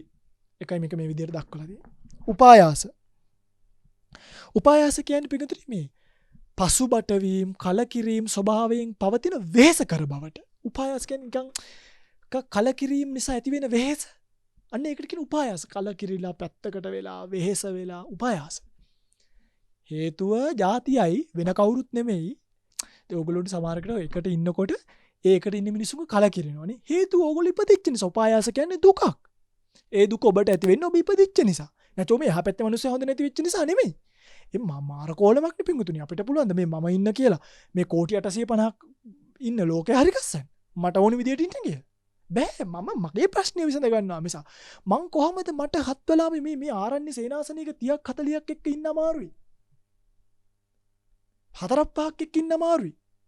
ලංකාවේ ලක්ෂ 220ක් ලෝකේ කෝටි 860ක් කොහමද මේ සිටුේෂන් මන් දන්නේ ඔබට තටුවාවත් බෑ මතක තියාගන්න. තටුවාවත් බෑ. උඩ ගියොත් රාජලියෙක් හරි හැප්පෙනවා ඇඟේ. බෑ. පීලි දාලා යන්න තියෙන කෝච්චි ගිහලා හැප්පෙන්නේ නැද්ද? හැප්පෙන්නේ නැතුව පෙරලෙන්නේ නැද්ද? පෙරලෙනවා. උඩින් යන්න තියෙන පීලිත් නැහැ මුකුත් නැහැ. ෆ්ලයිට් වල ඇවිල්ලා කුරුල්ල වදින්නේ නැද්ද? වදිනවා. කොච්චර කුරුල්ලන්ගෙන් ඇටැක්ස් තියෙනවද? කඩාගෙන වැටෙනවද? මූද යන්න තියෙන නැව් ගිලෙන්නේ නැද්ද? ගිලෙනවා. මේ ලෝකේ හදලා සැනසෙන්න යන්න එපා. ඔබට යම් වෙහෙසක් කලකිරීමක් පසුතැවීමක් තියෙනවා නම් අහවලා නිසා තමයි මම ඔබව විශ්වාස කරපු නිසා තමයි කියලා බාහිරට මේක දාන්න එපා. තමන්ගේ ජාතියයි මේකට ප්‍රශ්නේ. අවධානය දෙන්න ඒකට ජාතිය නිරුද්ධ කරපු ගමන් මේ කිසිම දෙයක් නැත. කිසිම දෙයක් නැත. උපායාස කියන්නේ ඒකට. ආයාසෝ කියන්නේ වෙහෙස වීම කියන අර්ථය. ආයාසෝ මේක තියෙනවන්නේ. කොහොමද තියෙන්නේ? දුක්ඛ ධම්මේන පුට්ටස්ස ආයාසෝ උපායාසෝ ආයාසිතත්තං උපායාසිතත්තං අයං උච්චති උපායාසෝ. ආයාස කියන්නේ වෙහෙස වීමට. උපායාස කියන්නේ බලවත් වෙහෙස වීමට. ඇත්තටම දැන් මේකේ වෙන්නේ මෙන්න මේකයි. දැන් මේක බලන්න මේකේ ලක්ෂණය තමයි සිතේ දැවීම. ලක්ෂණය සිතේ දැවීම. කෘත්‍ය තමයි මේ තතනුම කියලා කියනවා. අපි කියන තතනනවා කියන නිකන් තතනනවා කියන්නේ අපි අන්න ඒකට. බැගෑපත් බව තමයි වැටෙනාක. මේක වෙන්නේ පිංගුතුනි මෙන්න මෙහෙමයි. හිතන්න අපි හිතමු පටාචාරාවට උනේ. පටාචාරාවට උනේ. දැන් දරුවෝ ඔක්කොම මෙරලා ගියා. ඊට පස්සේ කෙල්ලට උමතු භාවයටපත් වුණානේ. ඒ කාලේ මම කෙල්ල කෙලකුවේ රහත් වෙන්න කලින් කෑල්ලට. උකන් අර ප්‍රශ්න වලින් මිරිකිලා ඕන්දු මාන්දු වෙලා ගිහිල්ලා තිබේ. වෙහෙසයි. ආයාසෝ වෙහෙස කර බව. නැකටින්න හිතෙන්නේ, නිදාගන්න හිතෙන්නේ නෑ, බෙල්ල වැලදාගන්න හිතෙනවා. ජීවිතේ උපායාස. බලවත් කලකිරීම. ඇත්තටම කියනවා නම් මේක දැන් ඥාති ව්‍යසනාදීන්ගෙන් ඇතිවෙන ද්වේෂය ගැටීමේ බලවත් භාවයක්. ඒක තමයි උපායාස කියලා කියන්නේ. මම ඒක දක්වලා තියෙනවා. ඥාති ව්‍යසනින් ස්පර්ශ කරන ලද්දෝගේ අදිමාත්‍ර ඒ කියන්නේ උඩම තියෙන දුක්ඛ අදිමාත්‍ර දුක්ඛය උපදවන ඥාති වේසනයක් වගේ වුණාම අපේන අදිමාත්‍ර හිතන්නකෝ අපේ අම්මලා තාත්තලා අපේ එක පාට දඩස් ගාලා මරනොත් අපි ඒකෙදි අපි රණ්ඩු වෙන්න නෙමෙයි යන්නේ. කියන්නේ ද්වේෂය නෙමෙයි. අපි ඒකෙන් උපදවන අදිමාත්‍ර දුකක්. ඒකට කියන උපායාසය කියලා. මේ බලවත් වෙහෙස අයින් වෙන ස්වභාවය. ඒකට කියන උපායාසය කියලා. එච්චරයි. හරි. ඔන්න. ජාතිපච්ච ජරා මරණ ශෝක පරිදේව දුක්ඛ දෝමනස් උපායාස. පැහැදිලිද? රයිට්. මෙතනින් එහාට මම මේ දේශනාව දික් කරන්නේ. හැබැයි කියවතු කාරණා ටිකක් කියන්න. පින්වත්නි මම මේ දේශනාව තව පැත්තක් ගේනවා. මේ දේශනාව ඉවර නෑ තාම. අංග 12 විතරයි ඉවර. අපි ඊළඟ සතියේ කතා කරනවා මේ භාවනා වාක්‍ය සහ මේ පටිච්චසමුප්පාද චක්‍රය අනිත් පැත්ත සහ නිර්වාණය සහ මේ ජාතිය නිරුද්ධ භාවය ගැන. හොඳට අහගන්න. මේ සතියේ මා වෙනුවෙන් මේ දේශනා 12 නැවත අහන්න. අහලා මේ කියන්නේ කොද්දට තේරුම් අරගෙන ඊළඟ සතියේ ඉන්න. අපි ඊළඟ සතිය භාවනා කරමු. මේ දේශනා නැවත අහලා මේවා ගැන තේරුම් ගන්න. මේවා හොඳට ධාරණය කරගන්න. මේවා වටහා ගන්න. ඊළඟ සතිය අපිට භාවනා කරන්න පුළුවන්. මේ දේශනාව ඔබට මේ සතියෙම ඇහුවත් මදිනේ. මේ දේශනාව වුණා. මේ සතියෙම ඇහුවත් ඔබට මදිනේ. පින්වතුනි මේ ලෝකේ අපි ඔක්කොම මේ ජාති ජරා මරණ ශෝක පරිදේව දුක්ඛ දෝමනස් උපායාස මේ වගේ දුක් විඳින මිනිස්සු. ඒකට හේතුව ජාතියයි. මම පුනා ඒක ඔය බව ඔබට කිව්වා. ජාතිය ඇති වෙච්ච හේතු තමයි අර කලින් කතා කරපු 10. ඒක ගැන මම ඔබට ඊළඟ පාර මතක් කරලා දෙන්න බලාපොරොත්තු වෙනවා. හැබැයි මේ දේශනාව එකවරක් පමණක් ඇසීම ඔබට ප්‍රමාණවත් නෑ. මේ දේශනාවත් නැවත අහන්න, සසු දේශනාවත් නැවත අහන්න, නැවත ඒ වහලා අපි ඊළඟ සතියේ භාවනා වාක්‍ය ගන්නවා. භාවනා වාක්‍යයි තව ඔබට නිර්වාණය සසර ගැන මේ පටිච්චසමුප්පාද අංග 12ම එකට එකතු කරලා ඔබට මම කියලා දෙනවා යම්කිසි කාරණාවක්. ඒකෙන් පස්සේ ඔබ කරන භාවනාවෙන් ඔබට මේ චක්‍රය වටහා ගන්න පුළුවන් නම්, හේතුව වටහා ගන්න පුළුවන් නම්, මුංචනේ මිදීම වටහා ගන්න පුළුවන් නම්, අන්න ඒවා තේරුම් ගන්න තැනම ඔබ චුල්ලසෝතාපන්න භාවය කියන එකට පත් වෙන්න පුළුවන්. කියන්නේ ඔබට ඔබ මේ සසරේ ආපහු පැටලෙන්නේ නැහැ. බලන්නකො මේක අහනකොටම නිකන් නිදහස් වුණා වගේ නැද්ද කියලා. අහනකොට භාවනා කරලා මේක තේරුම් ගත්තොත් සෑහෙන යහට යන්න පුළුවන්. ඉතින් ඔබ ලේසියෙන් ඇහෙන්නේ නැති, ලේසියෙන් තේරුම් ගන්න බැරි, ලේසි කියලා හැමෝම අතහැරලා දාන භව පච්චයා ජාති ජරා මරණ ශෝක පරිදේව දුක්ඛ දෝමනස්ස උපායාස කියන මේ දේශනාව පටිච්ච සමුප්පාදයේ තියෙන වැදගත්ම ගැඹුරුම අත් හරින්නම හොඳ නැති. ඔබ අවිද්‍යාව 10 පාරක් ඇහුවනම් මේ දේශනාව 30 පාරක් අහන්න. සංස්කාරය 15 පාරක් ඇහුවනම් මේ දේශනාව 50 පාරක් අහන්න. ඔබට වැඩි නෑ. නෝට් එක කියවන්න. ඇප්ලිකේෂන් එකේ ඔබට පුළුවන් එක ගන්න. අරගෙන එතනට මේ දේශනාව දාලා තියන්නම්. මේක නැවත නැවත බලලා මගේ පිංගුතුල්ලා මේ චක්‍රයේ අංග තේරුම් ගන්න බලන්න.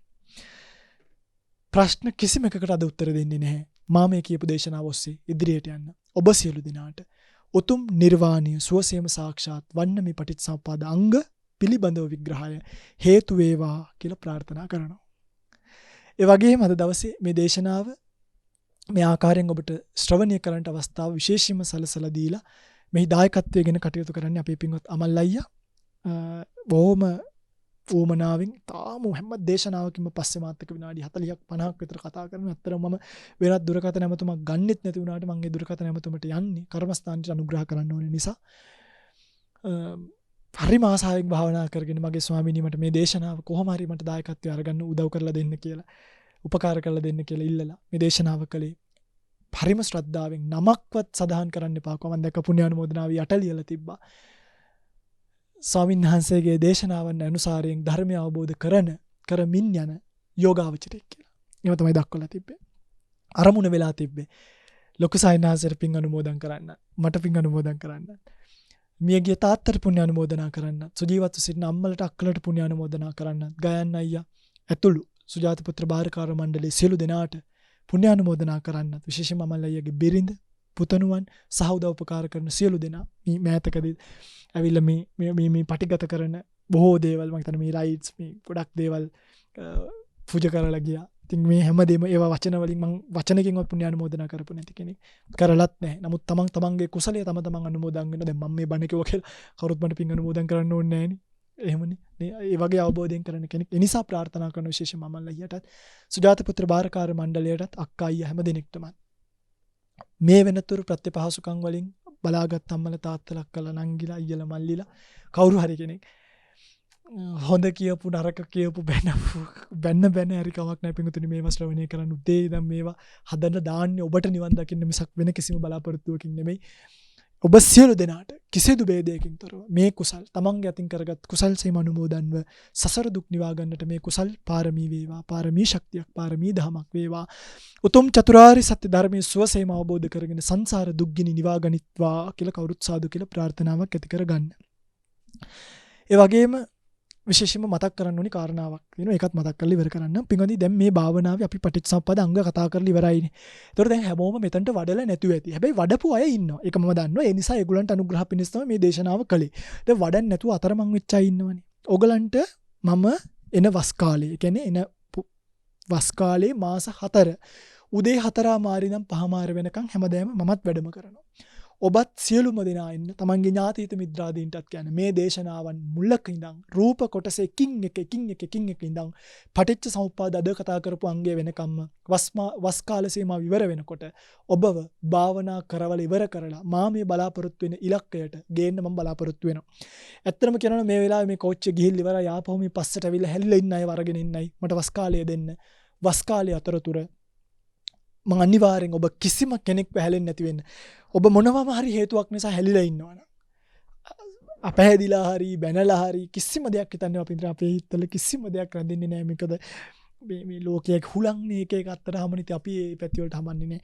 මගේ පිංගුතුනි පුතෙක් කියනවා කියලා හිතන්න, සහෝදරයෙක් කියනවා කියලා හිතන්න, ඥාතියෙක් කියනවා කියලා හිතන්න වස් කාලේ උදේ භාවනාවට සම්බන්ධ වෙන්න. කාල 4 ඉවර වෙනකොට, මාස 4 ඉවර වෙනකොට ඔබව මේ අදාළ ඉලක්කයට ගෙනියනවාමයි. ඒ නැති වුණත් ඒ නැතොත් ඊට පස්සෙත් අපි මොකක් හරි කරමු. ඔබ කිසිම කෙනෙක්ට හැමානයට පේන මේකෙන් හැලෙන්න දෙන්නේ හැම කෙනෙක්ටම මේ තථාගත ධර්මය අවබෝධ කරවන්නයි උමනා. ඊට පස්සෙත් බැරි වුණොත් ඊට පස්සෙත් අපි මොකක් හරි කරමු. ඒටත් අවස්ථාව අවකාශය තියෙන බව මතක් කරමින් පශ්චාත්තාපයට පත් වෙන්න එපා. කරපු අය දිගටම කරන්න, නැති අය පරිස්සමෙන් මේක එල්ලිලා ඉන්න. වස්මාසය ඉවර වෙනකොට අපි මේක කරලා ඉවර කරමු. ප්‍රාර්ථනා කරන ඔබ සියලු දෙනාට උතුම් ධර්ම අවබෝධයම වේවා.